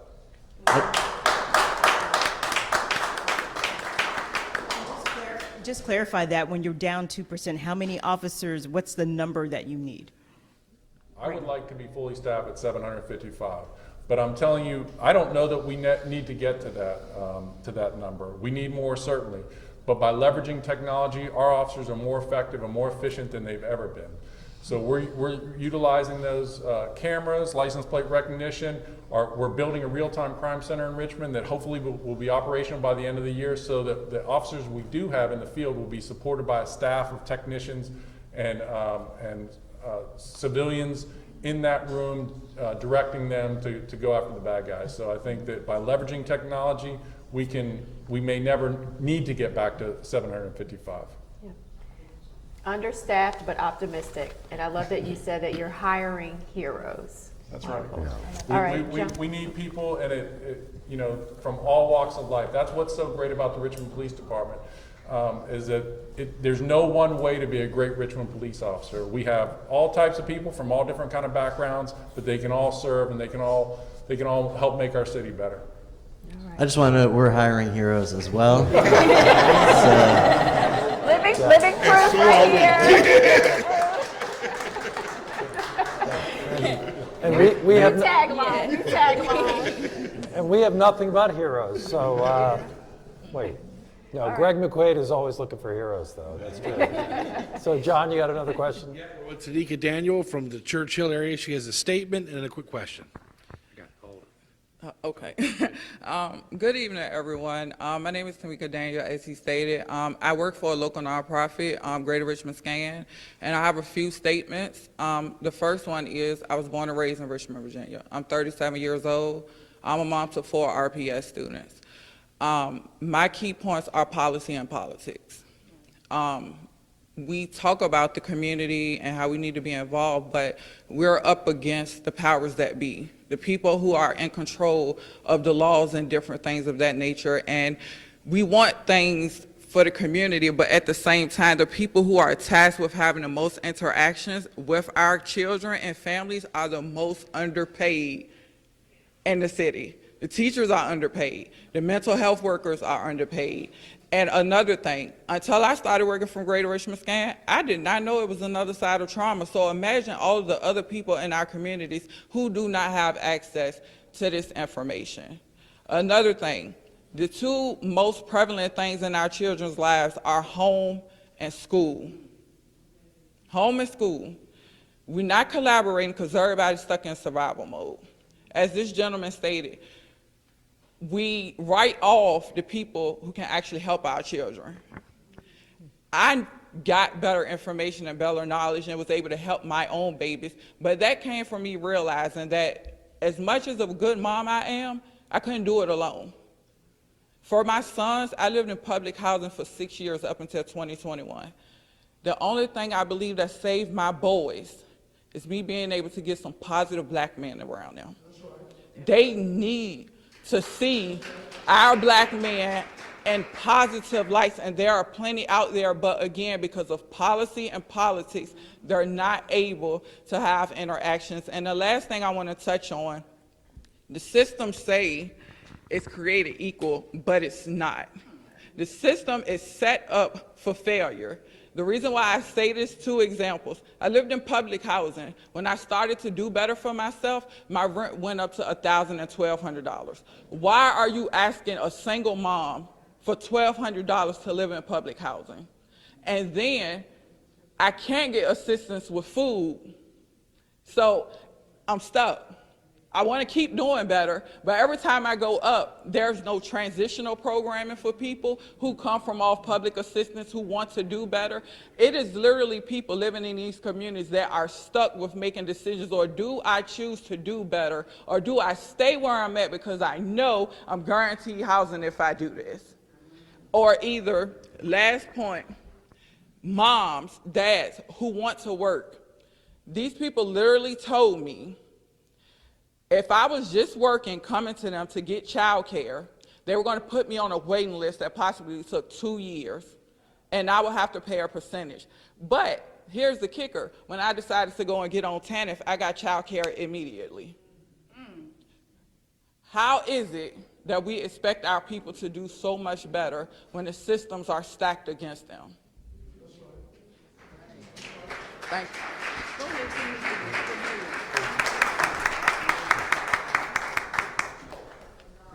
Does anybody want to comment on I just that? want to say I agree. For someone who doesn't have any kids, I do think that it's hard for us also because when we fall short too, even though we don't have any kids, our life gets hard too. We go through things just like any other person who has kids. Of course, people with kids, have a harder load. But I do think, I've been in a situation where I couldn't get no help because I don't have any dependents. That's the first thing they ask me. Do you have any dependents? No? Okay, well, we can't do nothing for you. So I do think it should be something set in place for people who does not have kids also.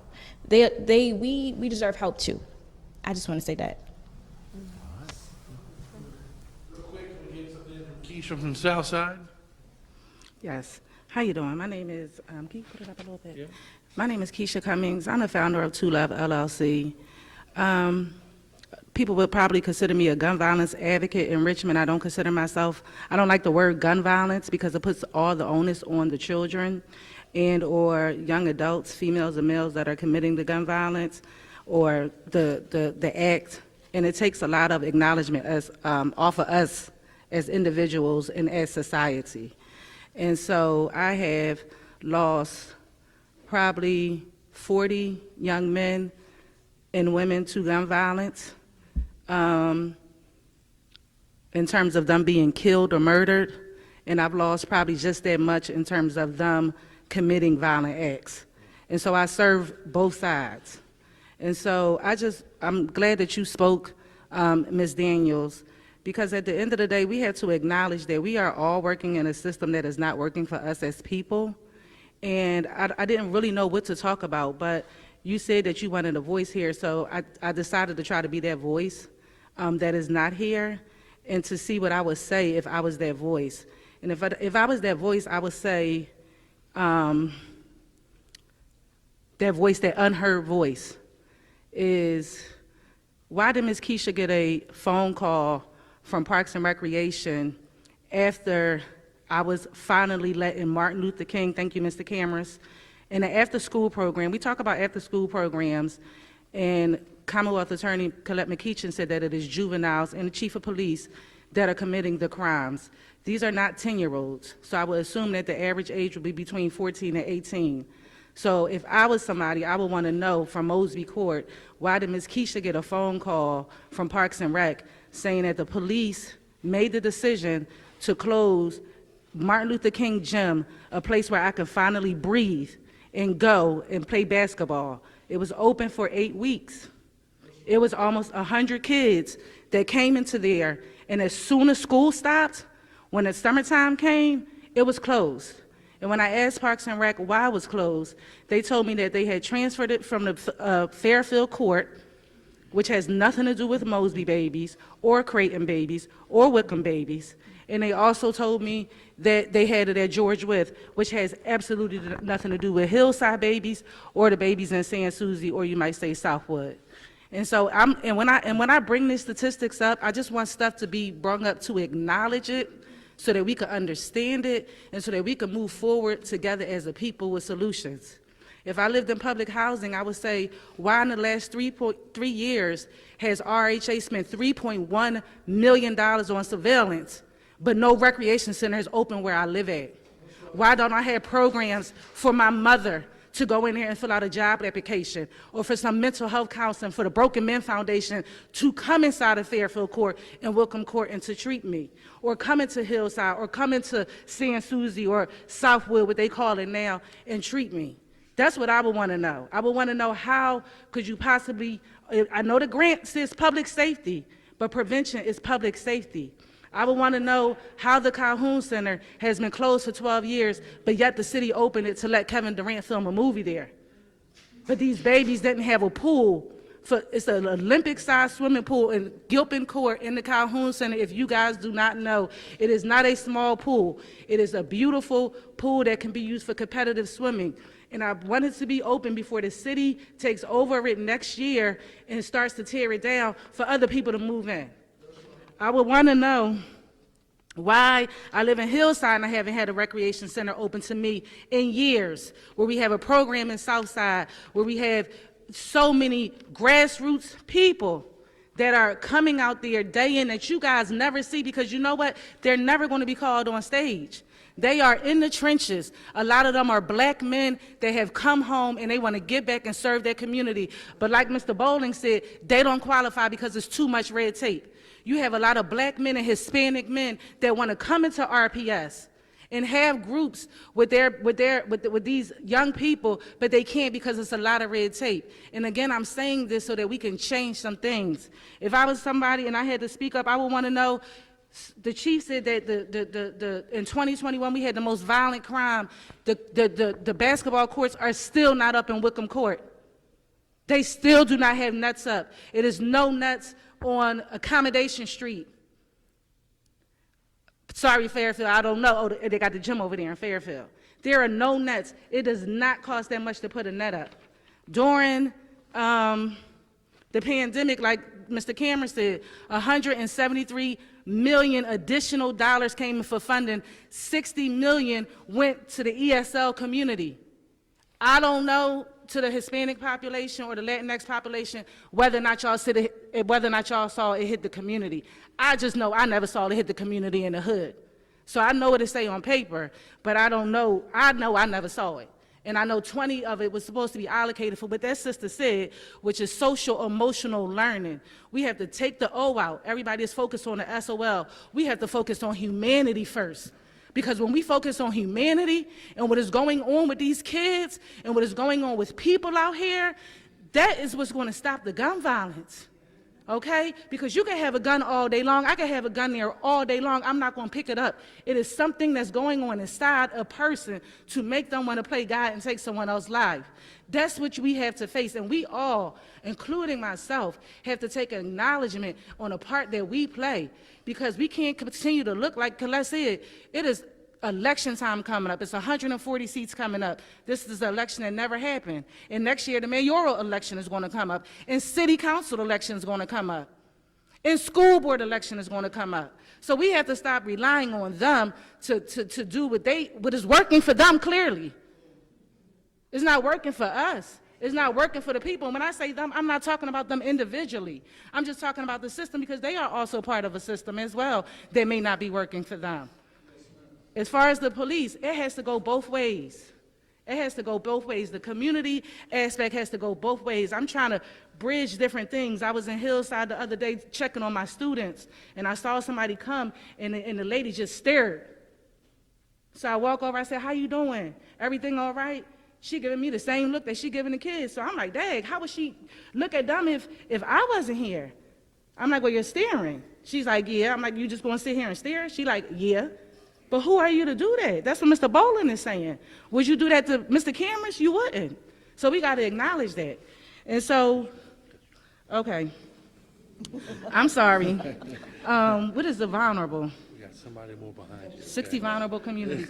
I just wanted to, I'm sorry, you guys. It's a lot that I had to say. I wanted to be that voice. That voice is not heard. Of course, that voice is not going to come to the police station. So we just have to acknowledge that we have to do stuff in an unorthodox way, a different way. And I appreciate each and every one of you guys for coming here and lending your voice and trying to come up with a solution. And thank you, sir. Thank you.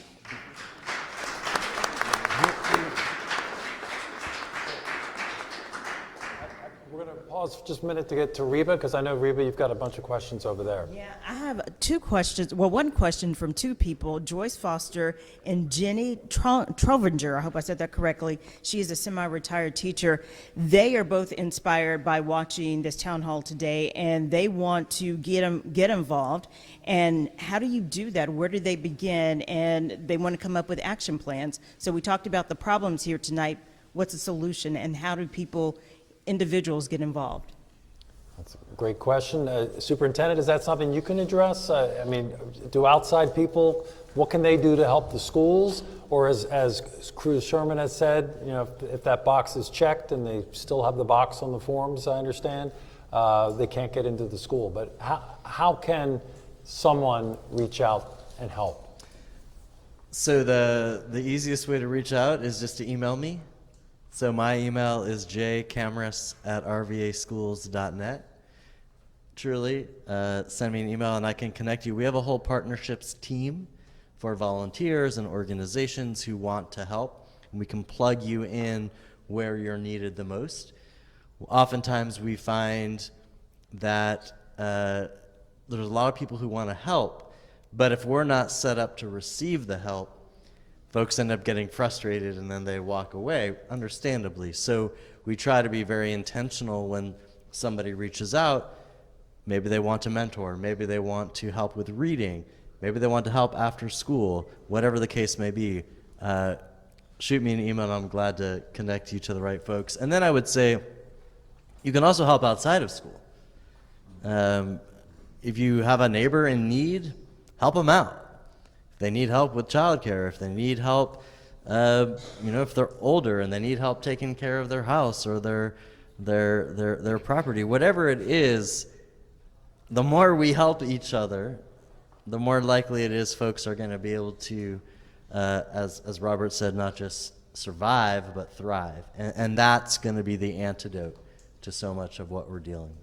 And Robert, can people help you out? How can they help with mental health for children? Sure. In the same way, you could call us, and I'll give you my email, arabowling@childsavers.org, and we'll refer you to the right place. And I've got to put this plug in. Sorry, we are a nonprofit organization, so if you want to contribute to us, go to childsavers.org. All right.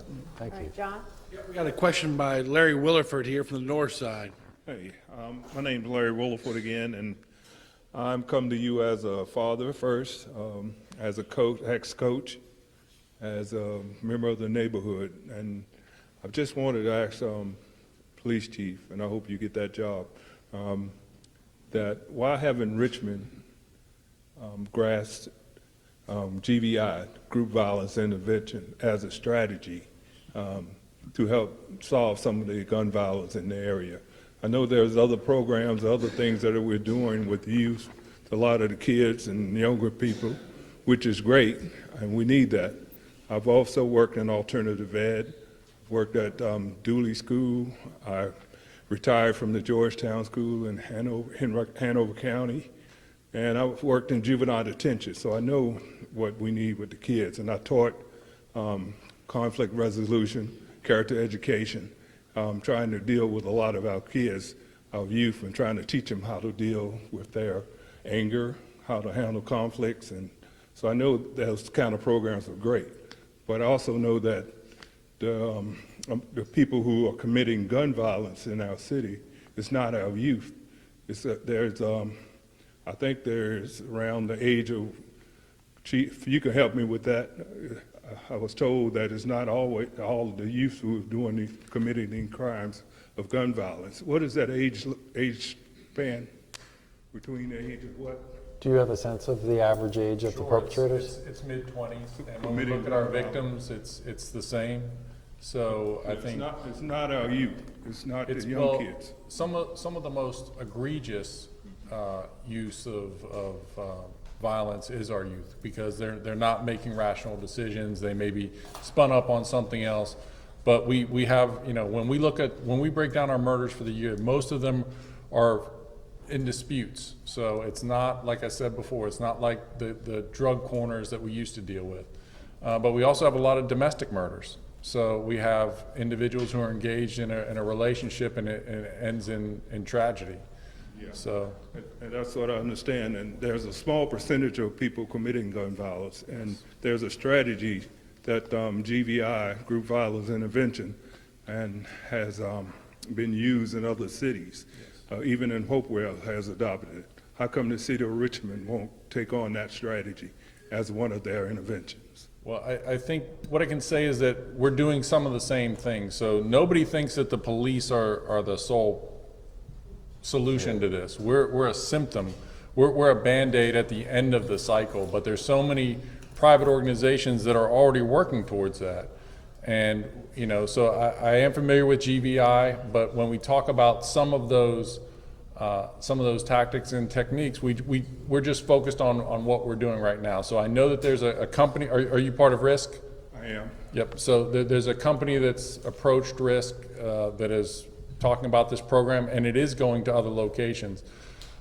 Richmond's already part of the National Public Safety Partnership. That's a federal program that we adopted in 2021 where we are bringing in all kinds of experts to assess what we can do and how we can do it better. So, but I'm open to all of the above, taking all the tools in our toolbox. So if there's tactics you want to use, we can certainly collaborate, but I can just say that there's so many things that are going beyond what we're doing as an enforcement strategy. There's all kind of programs that the city's engaged in that we've been doing for years. And I think that, you know, while we're here talking about it, we're doing this forum. Nobody realizes we're 8% down in violent crime year over year over that time. That we're 25% down in non-fatal shootings. That we had 33 murders this time last year, and we're at 37, which is an increase, but it's not the shocking increase we saw in 2021. So I think the plan that we're having is having an effect. And what I need to do is continue to work towards that and partner with anyone who's willing to partner with us. We'll do that. I just don't want us to try to reinvent the wheel when there's a strategy that's already been used and been proven, that we use that also. Yes, sir. We got 3 more questions, guys, and then try to wrap it up over here. So, ma'am, you have a question? Yeah, I have a very quick question. We've talked multiple times about the laws needing to change or how things are done.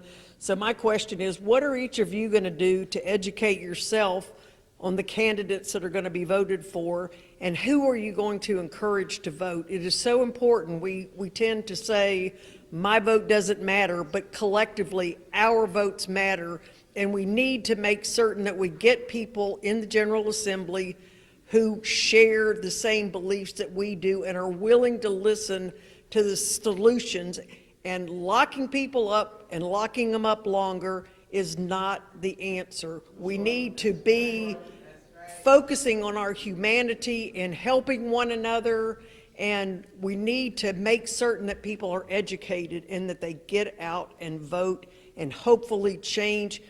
I was reading, I followed the legislation, and there were 4,400 laws introduced or something outrageous like that. It's absurd to think that the General Assembly has got that many laws.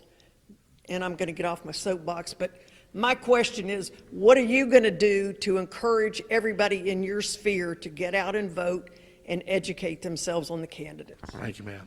Thank you, Maureen. Yeah, and we heard C.A. McEachin mention that earlier, that in fact this is an election year in Virginia. All 100 delegate seats are up, as well as the 40 Senate seats. Hi, yes, I'm Kendra Simmons. I'm Demetrius Simmons' sister that we lost back in May to gun violence. I just want to kind of piggyback off of what the lady just said, and also the guy up here. I'm very proud of you for turning your life around. That's one thing I want to kind of focus on is when someone does a crime, because everyone makes wrong choices, and you go to these, you're getting incarcerated. What type of programs do we have to kind of help rehabilitate some of the role models that we need that Mike can say, if they did it, then I can do it too, and kind of start that early? Like, what type of rehabilitation do we have other than locking them up and they're sitting around playing cards or whatever? Do we have something to get them, you know, going back into the real world? Because things have changed now and this time and age. So I just wanted to know, what type of programs do you guys work directly with the inmates that are going to be released, and how do we rehabilitate them to come out on the streets to be role models like the guy here that I'm very proud of? Thank you, Kendra. Bruce, is that something you can talk about, or would it be the chief? Who could address that? You want to? I want the real talk, because you said it's going to be unvarnished. Actually, there are a lot of organizations that I talk with on a day-to-day basis. I've been talking with Commonwealth Attorney McEachin, school board, the chief, everybody that will listen. You know, I'm not trying to recreate the wheel. What I'm saying is, and I talked to Colette about this, is that there's a thing that a judge told me one time. He said, how many bites at the apple do you get? And what he was saying, in essence, you get only a few. And so we need to develop programs where people like myself are given a second bite at the apple, but they also have to pay it forward too. Meaning that when they get that second chance or get that opportunity, that we hold them in a group that they'll go back out here and teach others, reach others, and like I said, have that accountability and show them what life can look like if you decide to make a change here first, because that's where the change comes from, is in the mind. You got to want to do right. So, Chief, I'm not going to steal your thunder, but there are programs out here. We just got to get together and work together. We got too many silos, and all the silos are not working together. I said it. We're not working together. Everybody want to protect their little piece of the pie. We got to stop that and start putting the pie together if we're going to reach, because the kids looking at us. They said, y'all can't even get it together. How you expect for us to get it together when y'all are fragmented and fighting among yourselves? I'm done. So, and I do also want to comment on that, because the lady that was talking about the voting, that's one of the things that I've been talking to not just other adults about, but the children about, because we need to teach the children what their purpose is in voting, and so that they come up and prepare, right? So I did take some notes, and it kind of piggybacks off of what my daughter said and what this gentleman here is saying, quite a few other people here. But 3 points that I want to make. I think I agree we need structured second chances. And when I say that, I mean that someone has gone out and they've done some things and they want to change their lives, but they might not know how to come back into the community to make a difference to someone else. But if that training is put in place for them when they are incarcerated or on their way homes, then they'll know how to come out and be of service to other people within the communities. But we, our leaders, are responsible for making sure that those types of things that happen. We don't just put people in place and leave them there when they're not doing the job that they're supposed to be doing. You just keep voting them in or just letting them slide in. You move them out. Yes, ma'am. That's right. You move them out, and you start making a difference by that vote that you have, because that power is in your hand. The next thing that I wanted to say is that, again, to our leaders, is lead responsibly. Provide a means to the end that you want to see happen. We're not providing a means to any end for anybody that's coming out and being placed on the street. You can't eat for $13 an hour. How you expect somebody else to eat for $13 an hour? The next thing I want to say is ask yourself, if you're a leader, ask yourself, what if you were hungry? What if you were jobless? What if you thought no one gave a damn about how you felt or what was going on in your life? If you're a neighbor, I ask you to think about that lady, think about me, think about him. We cry. Would you want to cry every day and not have anybody tell you what happened to your loved one, not speak up for you or your loved one? No. You don't want that to happen.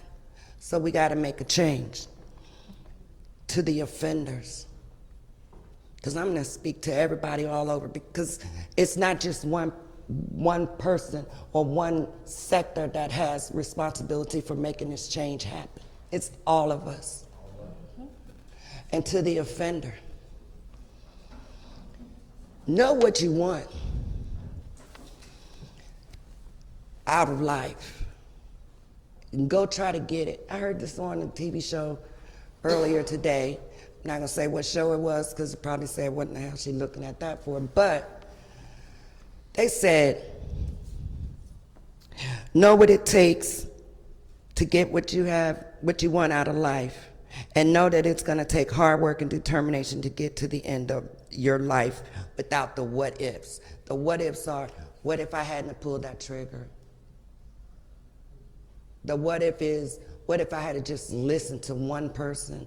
The what if is, what if I had got up and said one thing that would have prevented somebody else from losing their life? Or what if I had made a difference in her life, meaning me? Because somebody came and spoke up to say, who did that to my child? We need a difference in all of the people. And until everybody wants to come together, like they said long time ago, it takes a village. It truly does take a village to make a difference in all of our lives. And this forum right here, it's a good forum. But if we walk up out of here and just get in your car and go home and do nothing, it's not gonna matter that we were sitting here for 2 hours and had this conversation. So somebody's gotta get up and do something different. Get up and do something.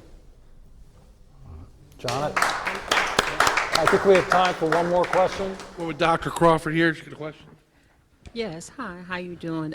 We're here about solutions. We know what the problem is, and one of the things that I specialize is in how to level up our children to be a product towards success. I am a product of what an at-risk child would be like. I grew up in Blackwell, scatter sites in the 80s. Those of you that have been around, you know about the flax boards, you know about the brown gang. I grew up in it. But the answer was the educational system. Our system is failing our children and the parents because the school system is the most powerful tool that we have in our community, the most powerful tool. If you go out there near Barn Air in the juvenile detention, the majority of the children that are housed in detention centers, they have IEPs. They're special education children. They are on a waiting list to be identified. So we need to look at the groundbreaking essence of this. As it was stated, we had wheels that were working, but our leadership of today has taken those spokes out of the wheels that were working. And I say this because when I was going through school in Richmond City Public Schools, and I'm proud to say I did, they had me in JP1. That was junior primary 1 because I could not read and write at a level that I needed to be able to go into kindergarten, because there's a certain level of language you need to have. You need to be able to speak a certain way. You need to know fundamentals when it comes to arithmetic by the time you turn 5. So I went to JP1. But the school, and I can remember Dr. John B. Carey, he was the principal of Blackwell Elementary School. He made sure that every child that went through Blackwell had character education. And you had different tiers throughout the years. He brought the parents in the school, and he brought the school to the parents.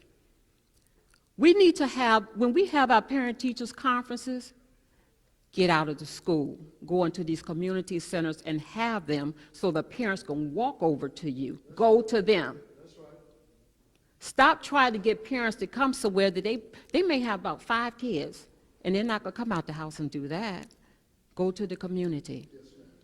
Mr. Cameron, you know what it is because you worked in D.C. public schools when I was an educator in D.C. public schools. We got on the school bus and we went to the community. We went to the parents.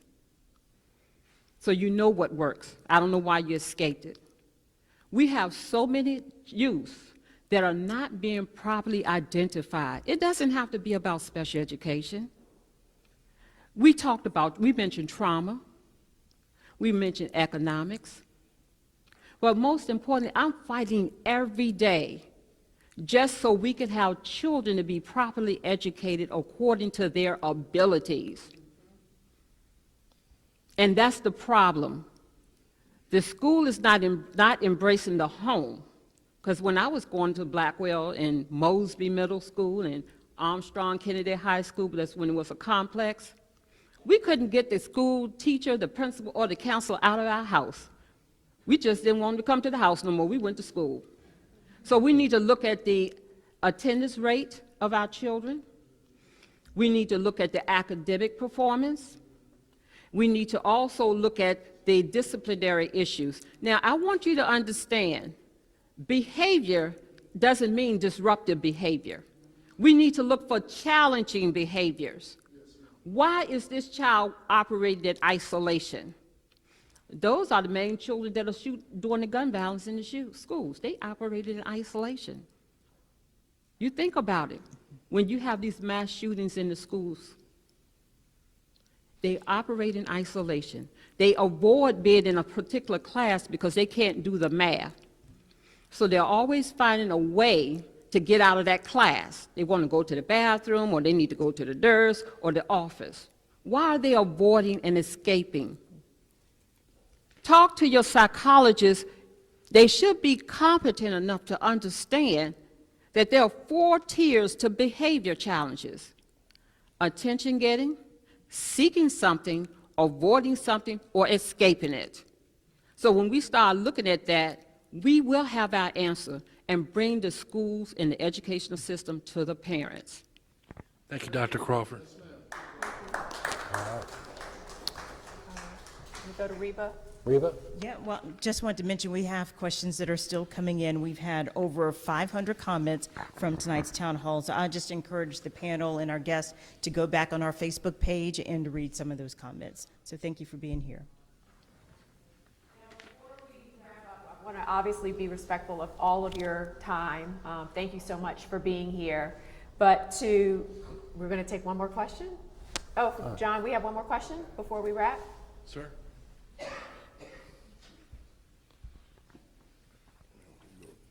Your name and... How you doing? My name is Al Kareem, founder of We Are Me Foundation. The reason I came here is basically because the title of this town hall, which is basically Stop the Violence.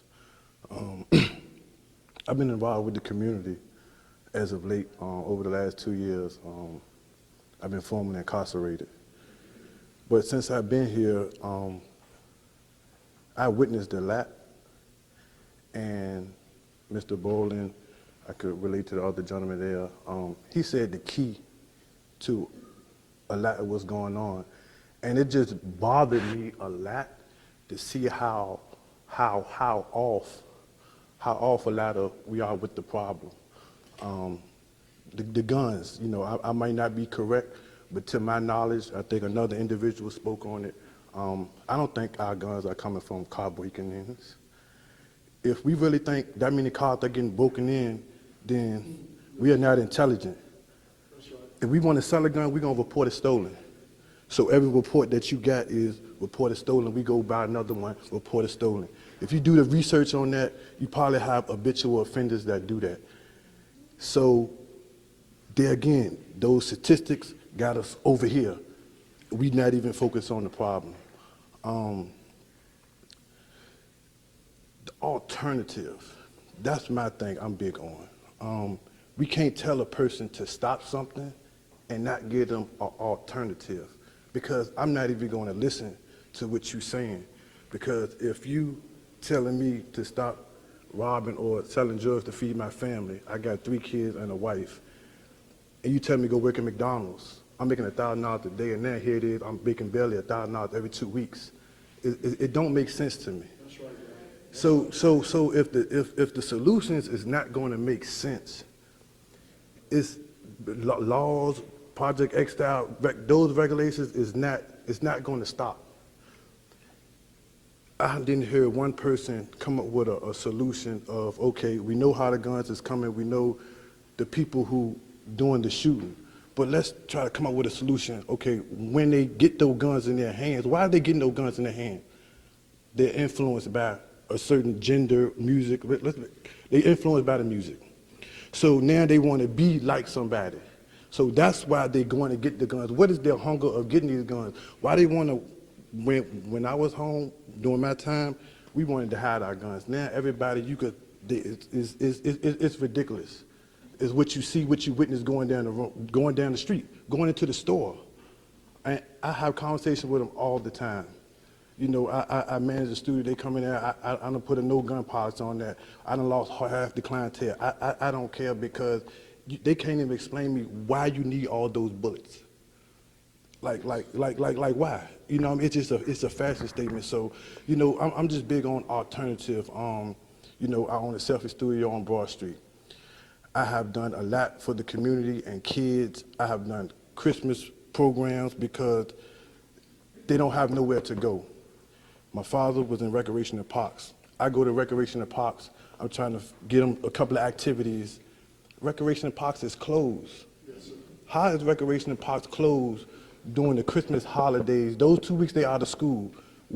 What are they going to do? Where are they going? Like Jackson Ward, they walk 3-4, they in Broad Street, they looking for trouble. I bring them in plenty of times. I just hold them in there to educate them. We got to give them something that they want to do, something that interests them. And, you know, I did a thing with Black History with the Boys and Girls Club. You know, my nonprofit took care of half of the funding. And some of them I took to the studio. And it was interesting to me because one wanted to be a rapper. He wanted to be a rapper. He wanted to be a rapper until he got into the studio and heard himself. Came out and said, yo, I don't want to be a rapper no more. And that stuck with me. Like, a lot of them might want to be or live this life until they actually in it. But sometimes it might be too late. You know, I was fortunate enough, just like the gentleman there, you know what I mean? I wasn't given a second chance. I was given a third, fourth chance.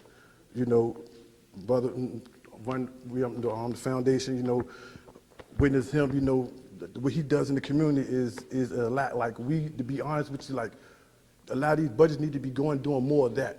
He got a rate, basically, nobody's in this program that's getting in trouble, like, after they come through him.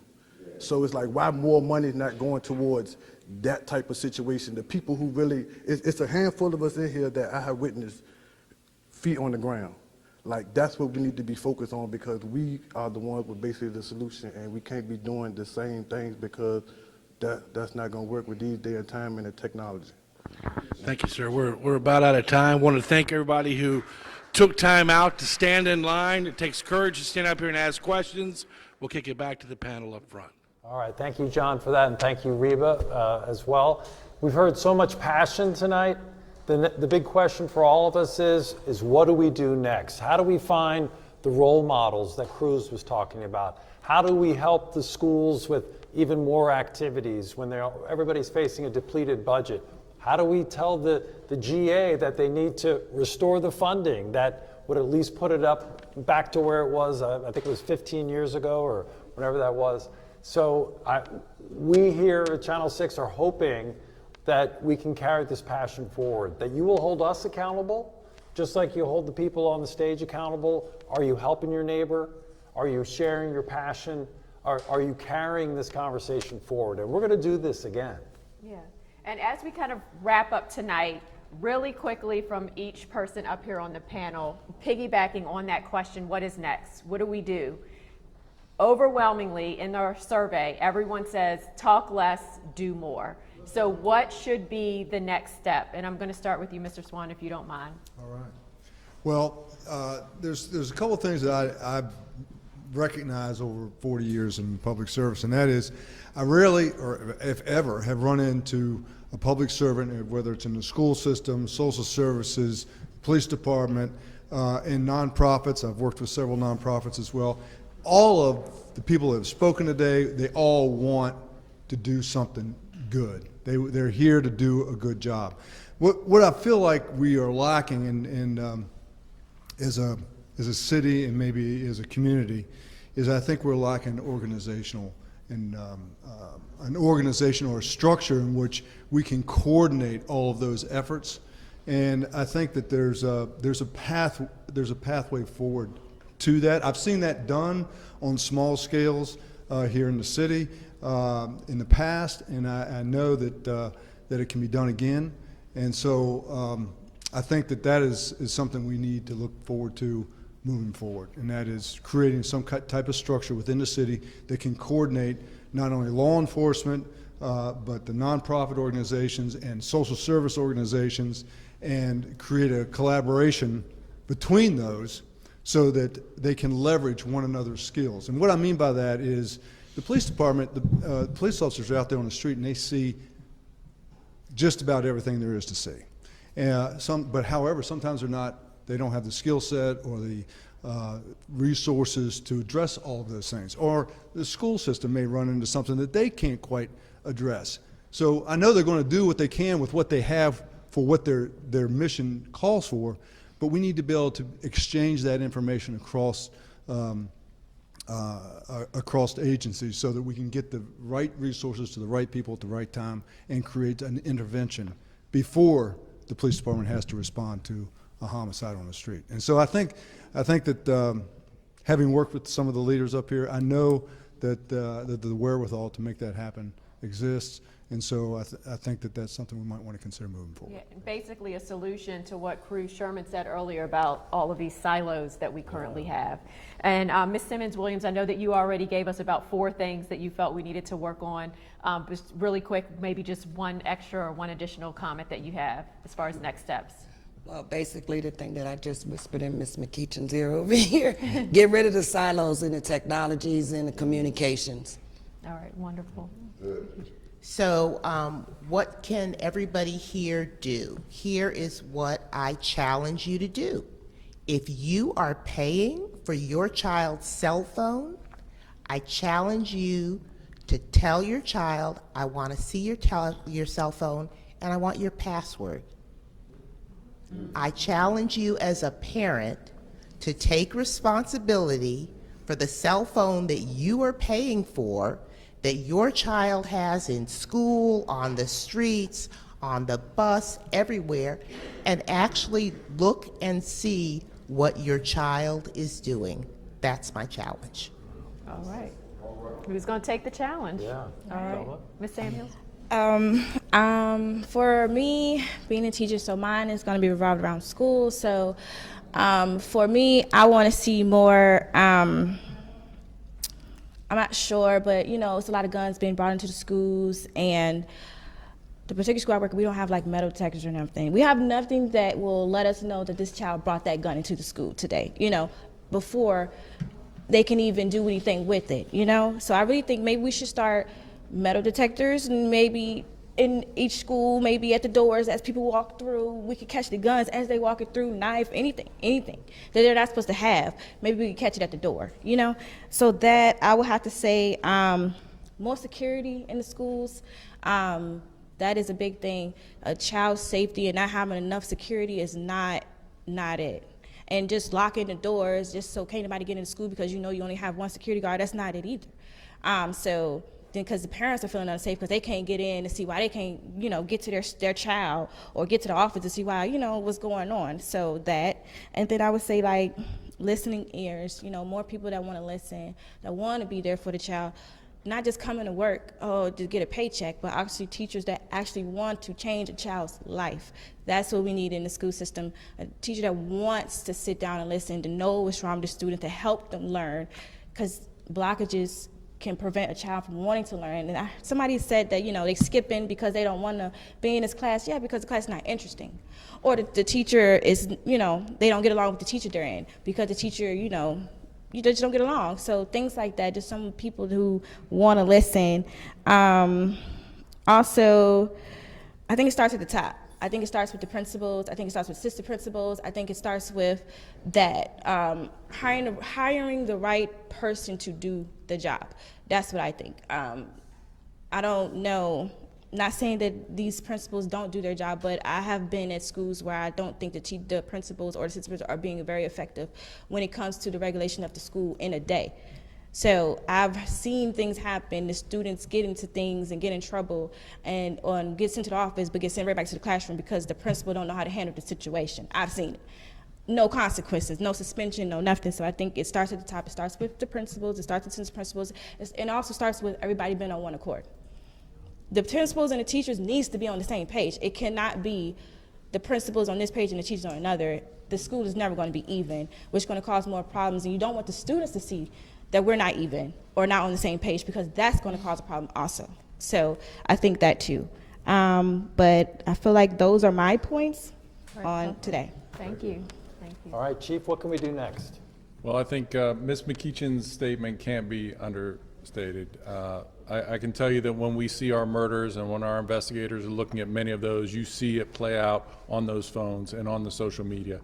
And I know those parents who have learned about that wish they could go back in time and sometimes intervene. But the overarching thought, when I look around this room, I see a lot of people that want to help. You wouldn't be here if you weren't. So we all have a role. When someone once gave me advice on how to make things better in our city, and he said, do what you do.